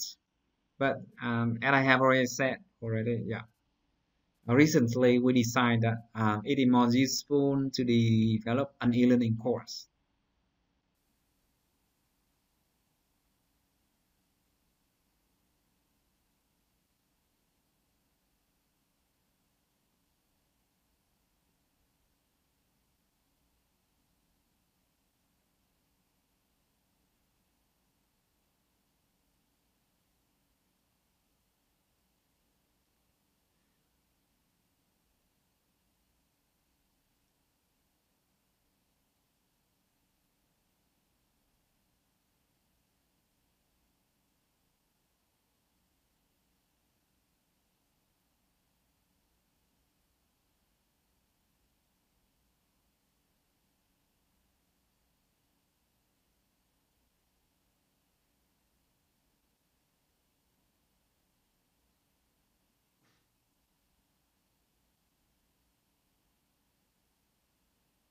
Okay, this is the last activities, and then you are gonna take a break. Everybody, I want you to go to Quest Garden. Yeah. Click on Quest Garden on webquest.org. Yeah, click on Quest Garden. And then look at the sample WordPress here. Search. Yeah.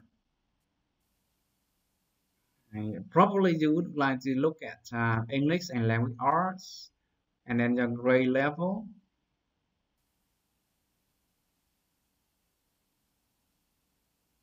Let me see the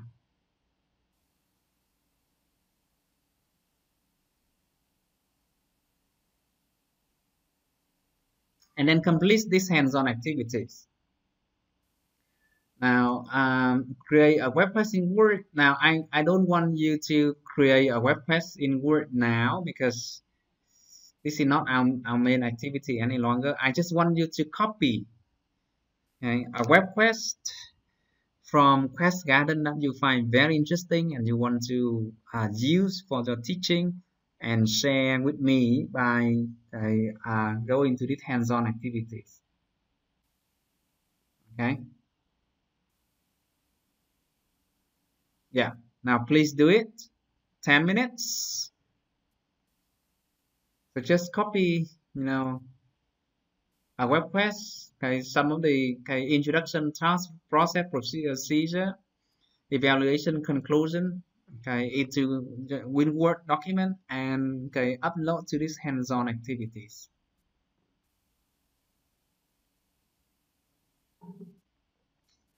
I will now enable the PowerPoint presentation for you to look at.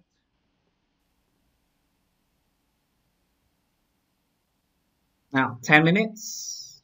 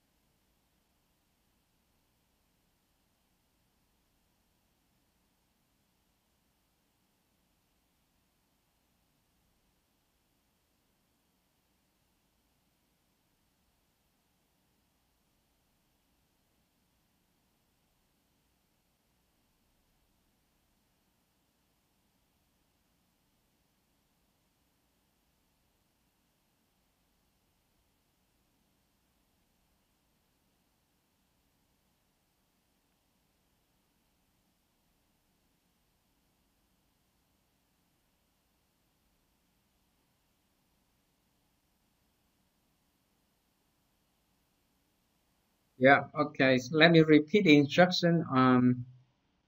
You need to have a look at the simple web quest, and then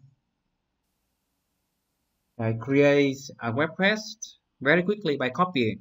And a web quest that you're interested in that has 6 components and upload it here. I want to make sure that you understand the structures of the web quest and have some, ideas in mind about how to use web quest in your teaching.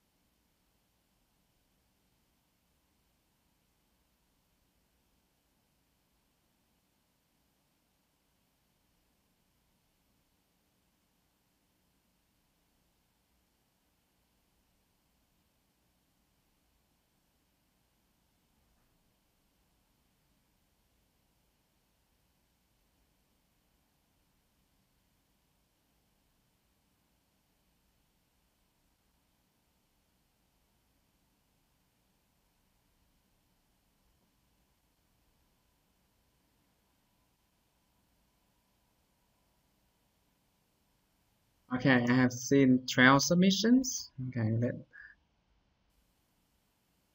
wait a little bit more.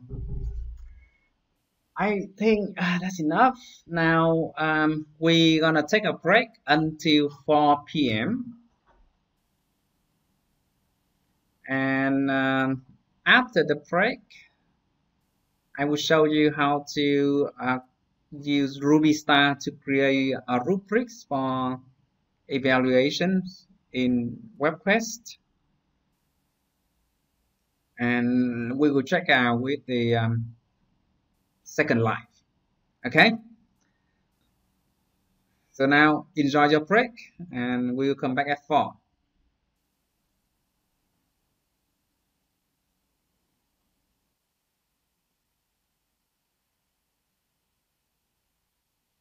You are now unmuted.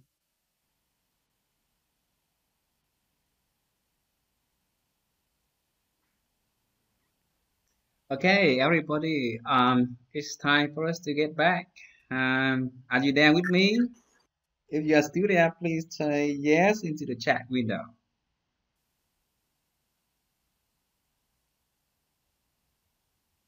Good, thank you very much.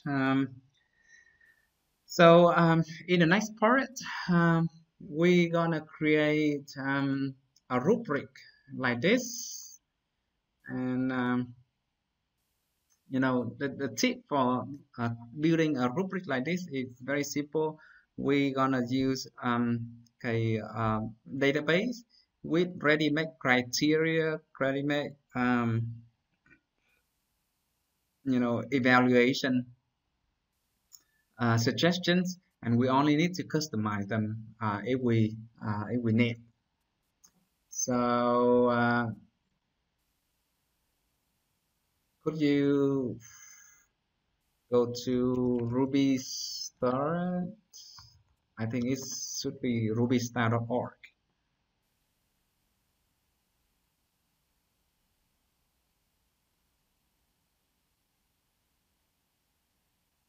No.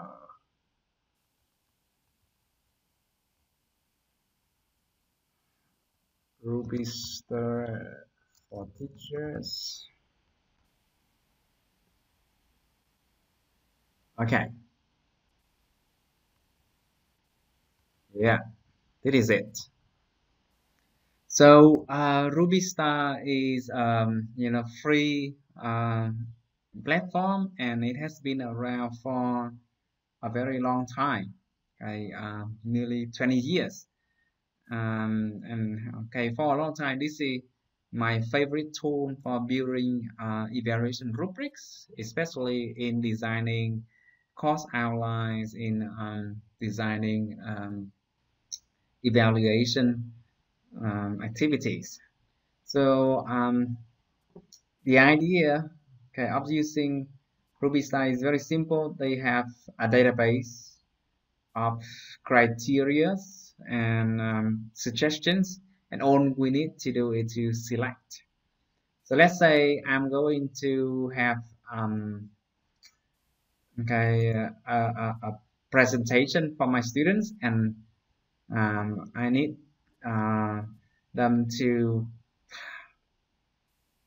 follow the guidelines here, right?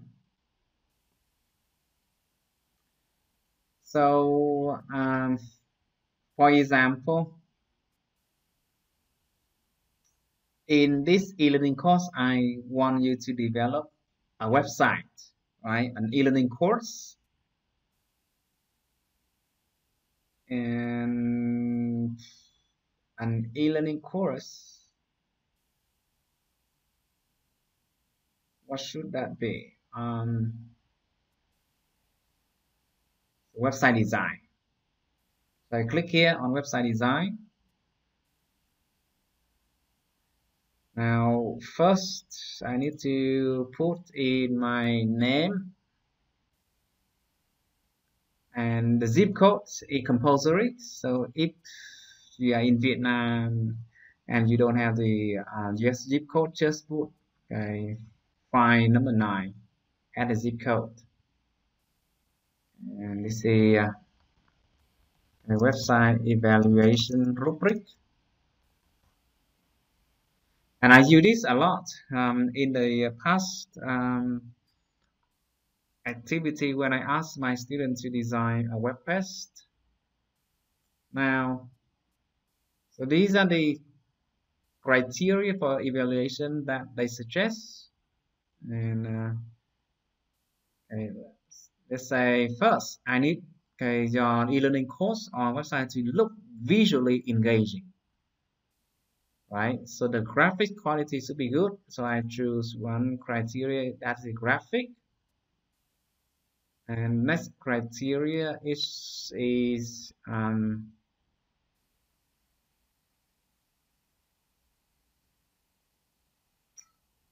the content accuracy. And when I select content accuracy, you see all of the suggestions are given instantly in the boxes. And then I want to evaluate the content. Then I have another criteria for the design, okay, color choices. Another criteria for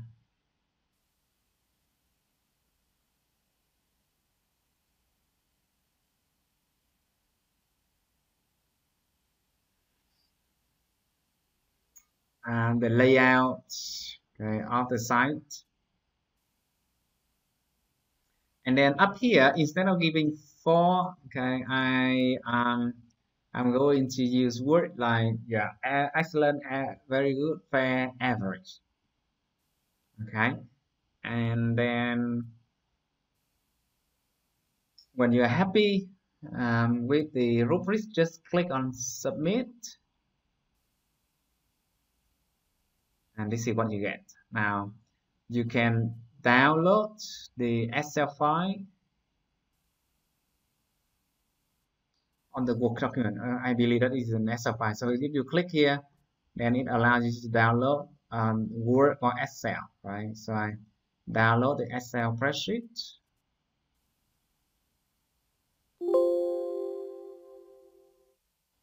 And there you go. Now you have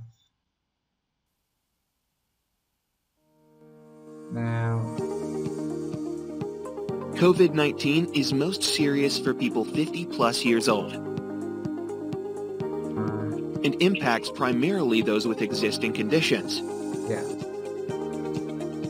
So it's important that we protect this. those most at risk. You see, People now 50 I plus have with existing conditions, help them stay at home at all times. Help separate them from others in their own room. Others should avoid direct contact and stay 6 feet or more away. Keep common surfaces disinfected. Help your neighbors who are 50 plus with existing conditions stay isolated and can safe. very quickly develop a evaluation rubrics like this by using this database. So in Rubystorm, they have a lot of subject areas for you to choose from.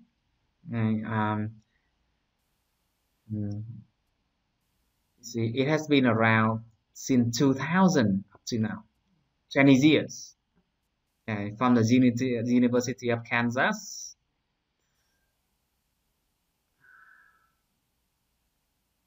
I believe that we have a hands-on activity for this. Let me try to.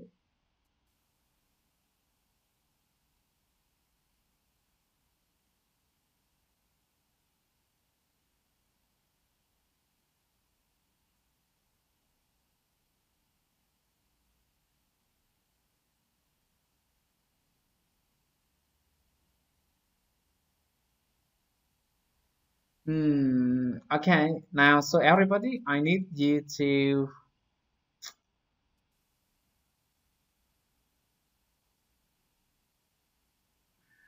create an evaluation rubric. So add a hands-on activities. Yeah.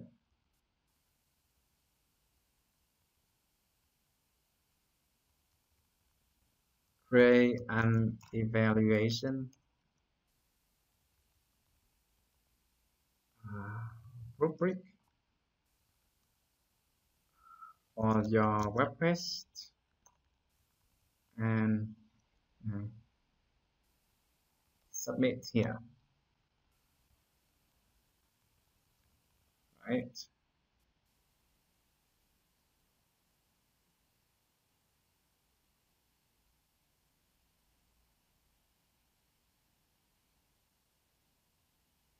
So it will be 5 submissions.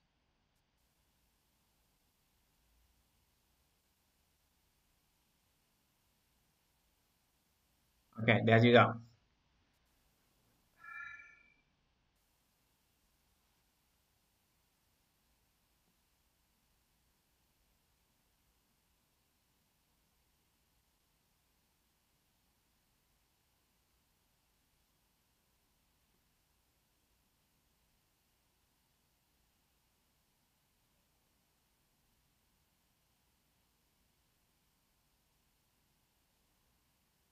Yeah. So create an evaluation rubric and submit here. Wow.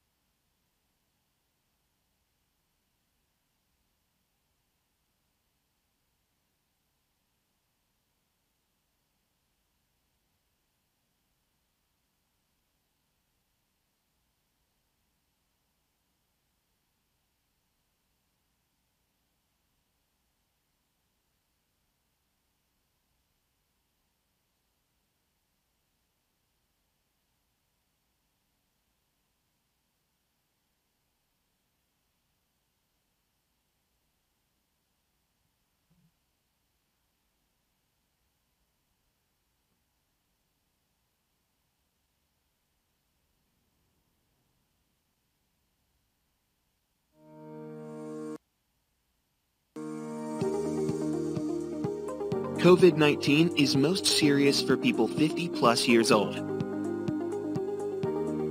and impacts primarily those with existing.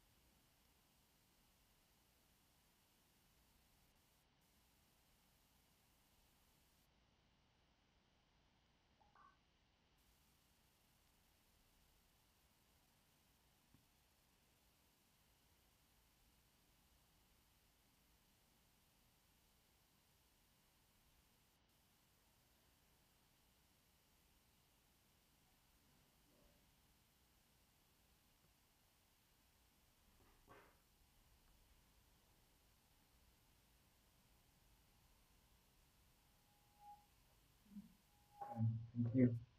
I need a spoon. Okay, that's it.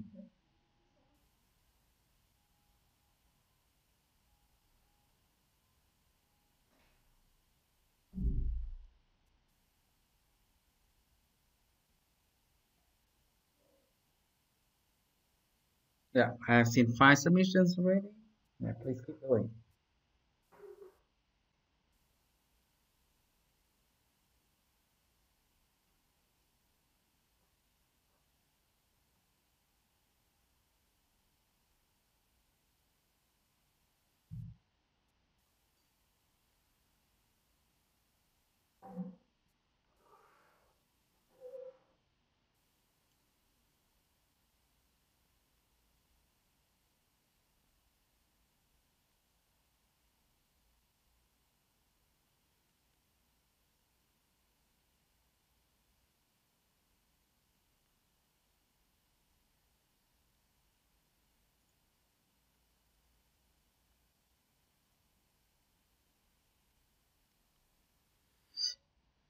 Now be quick, everybody.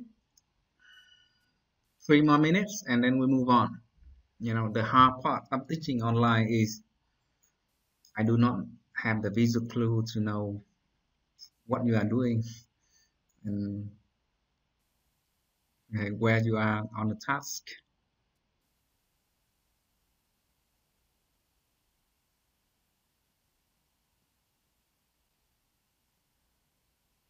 Yeah. Right. 10 people ready?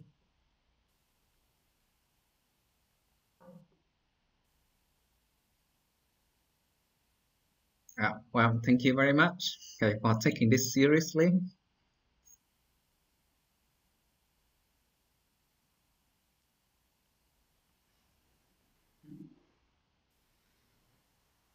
Okay. So good internet connection is, I mean, stable internet connection is very important for the teachers.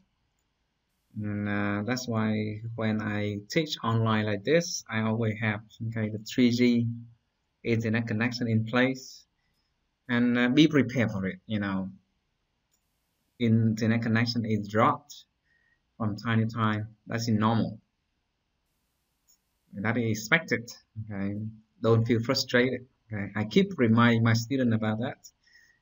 Don't blame the internet infrastructure because it happens all the time.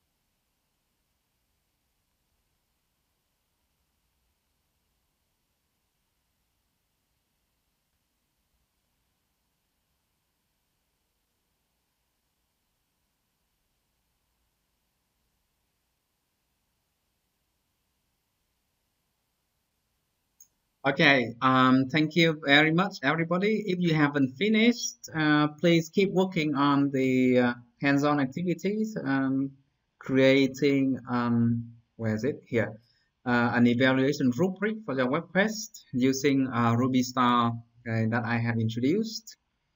And at home, okay, please complete the web quest reflection activities. This is your homework. Now, before I okay, prepare you for the second line okay, exploration. Let's see how things go. I need you to take attendance track for this meeting. Yeah, meeting number 10. So please, could you please go to our okay, link here and okay, record your attendance. Um, I have already taken attendance on the okay, track list, but another online track is necessary in case. I wait for you okay, a little bit more, 5 minutes.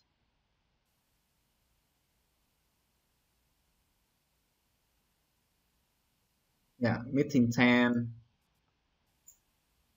26th of July.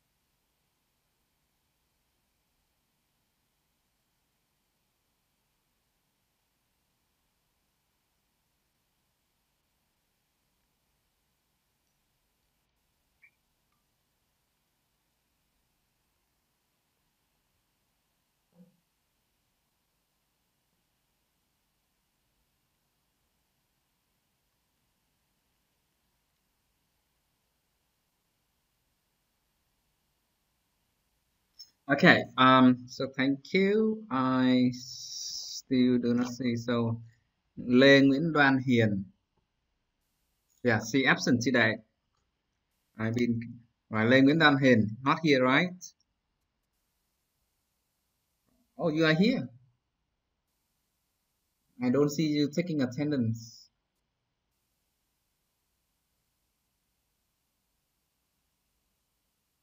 Trương Anh Khoa. All right, you are here. Okay, Trương Anh Khoa.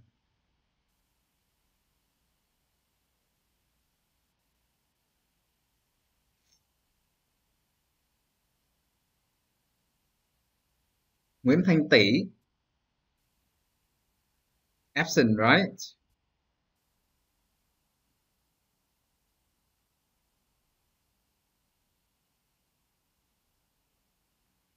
Okay, so Nguyễn Thanh Tỷ absent.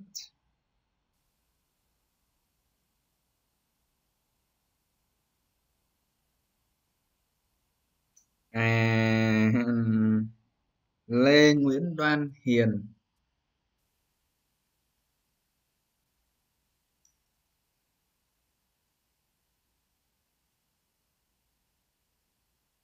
Lê Nguyễn Đoan Hiền. She's not in the class, I think. So, all right. Okay. So you are here. Click. Okay. So only Nguyễn Thành Tỷ is absent.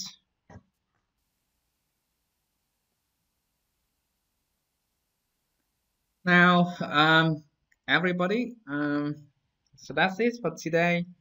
We may not be able to connect in Second Life, and that's why I need to brief what we are going to do in the last session. Next Sunday morning, our last session, it will be online, and I will talk about virtual reality for language learning, mobile apps, and I will also look into your e-learning course. That will be your final chance to get my comment. So make sure that you are prepared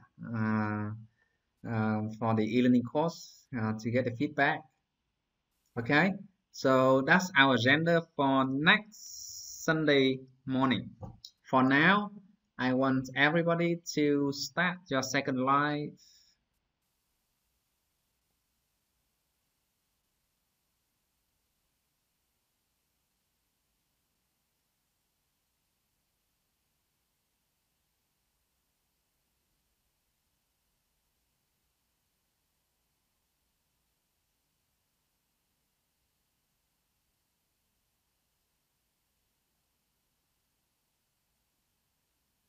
I'm not sure whether my computer can, make it.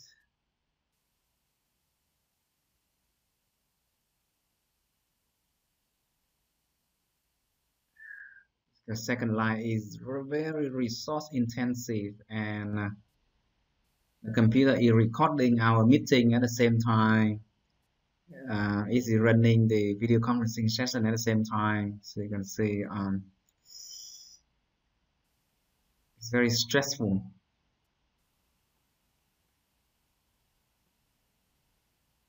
Oh, it's coming. Here we go.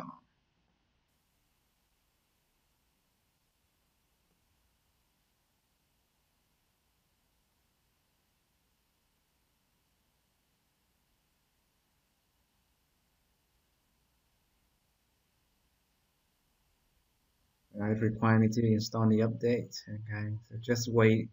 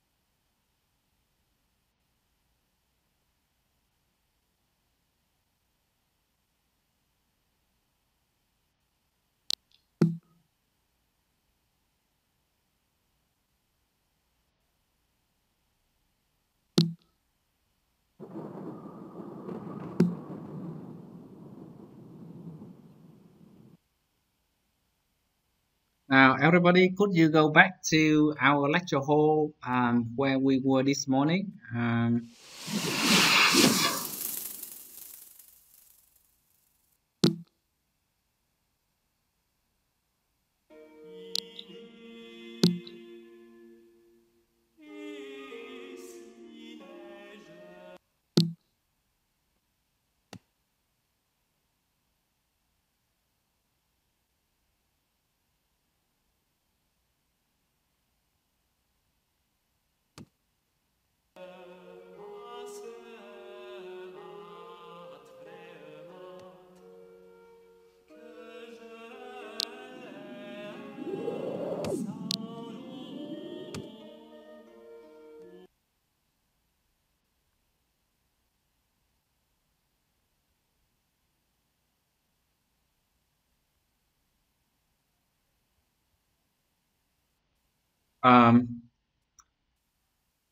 So I will try to disconnect, mute my microphone in the video conferencing room.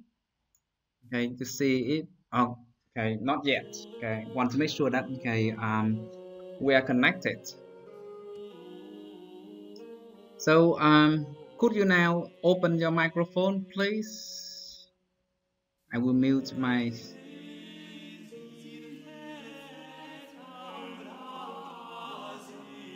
Now, everybody, in order to avoid the echo noises in the video conferencing system, I will now start our meeting in the big blue button platform. Okay, and please start enabling your microphone for using Second Life. So our meeting on the video conferencing platform will end here, and instead we will try to meet in Second Life.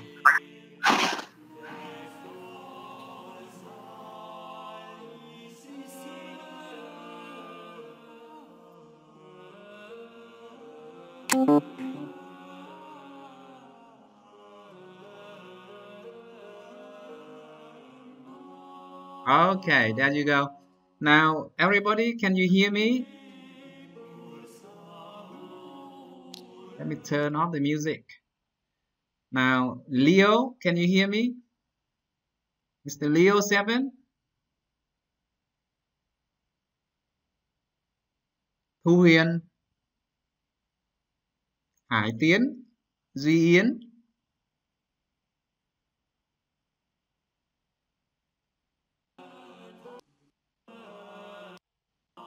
Oh, Thu Hiền, you're beautiful, Hiền.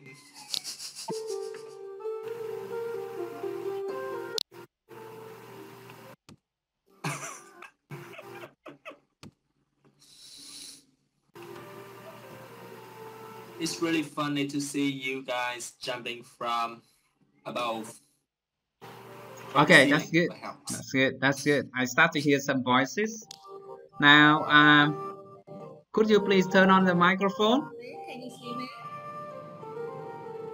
And okay, we are going to talk a little bit about the potential of using Second Life platform for language teaching. Now, people at the back, could you come closer to the stage, please? Like Hương Kít, Trịnh Thu Huyền, Duy Yến. Could you go closer? Come closer to the stage so that we can hear each other more clearly.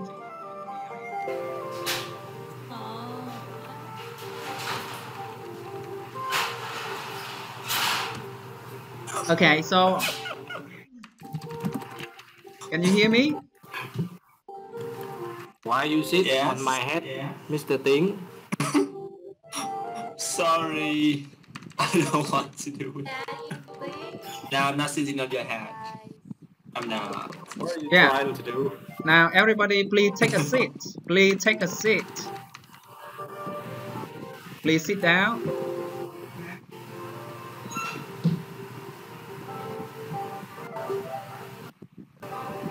Oh, cool.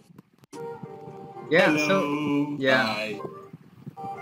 Please come in, take a seat.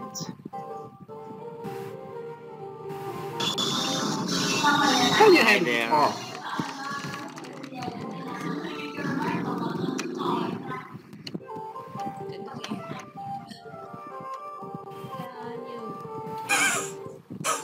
Who's the zombie? Oh my god. Someone killed him, please.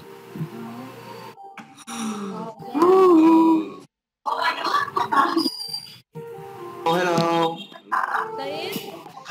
Hello. Hello, con nhớ. Yes, where are you? I can Hello, hear yeah, your voice chào mọi like người, most. tôi là một con zombie. Anyone? Vậy cũng được. Hello, Khoa. Ethan, what are you doing? Hey, Khoa, you're sitting too close to me. I can't hear.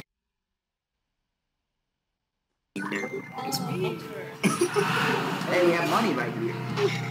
Em phải là cái đó là em phải gì? Cúng nạp tiền không nạp tiền cho ai cái trường Anh mới tông em cái đó anh tính là sao không đi được? anh là dám tông vô quá. Em tiếp cho không biết sao. Cái này quýnh. Cái này quýnh.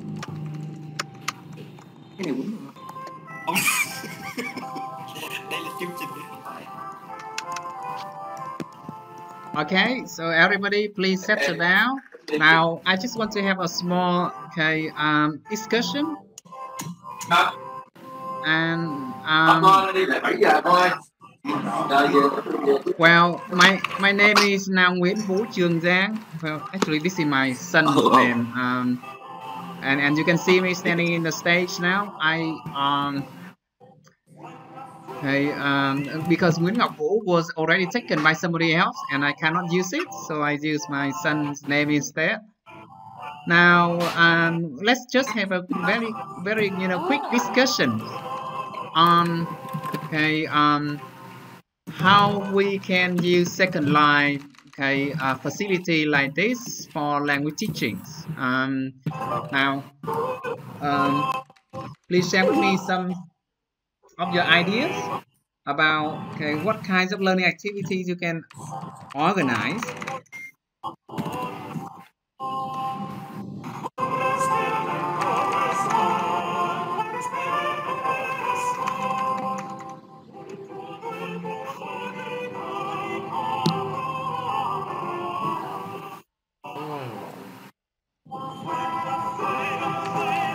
Well, and please turn off the music. Okay, the music is too loud.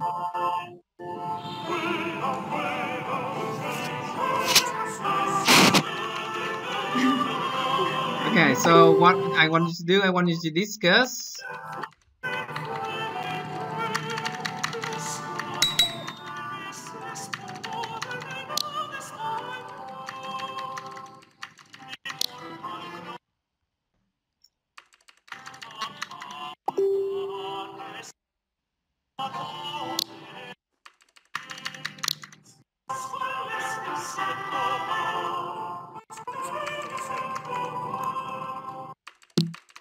now. Can you say something?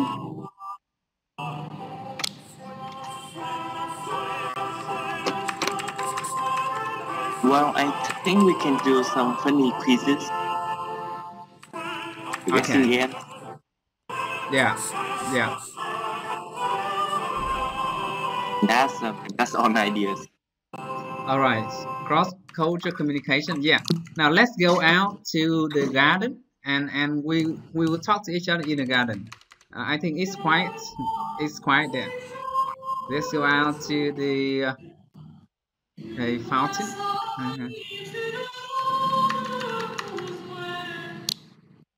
It's more quiet there.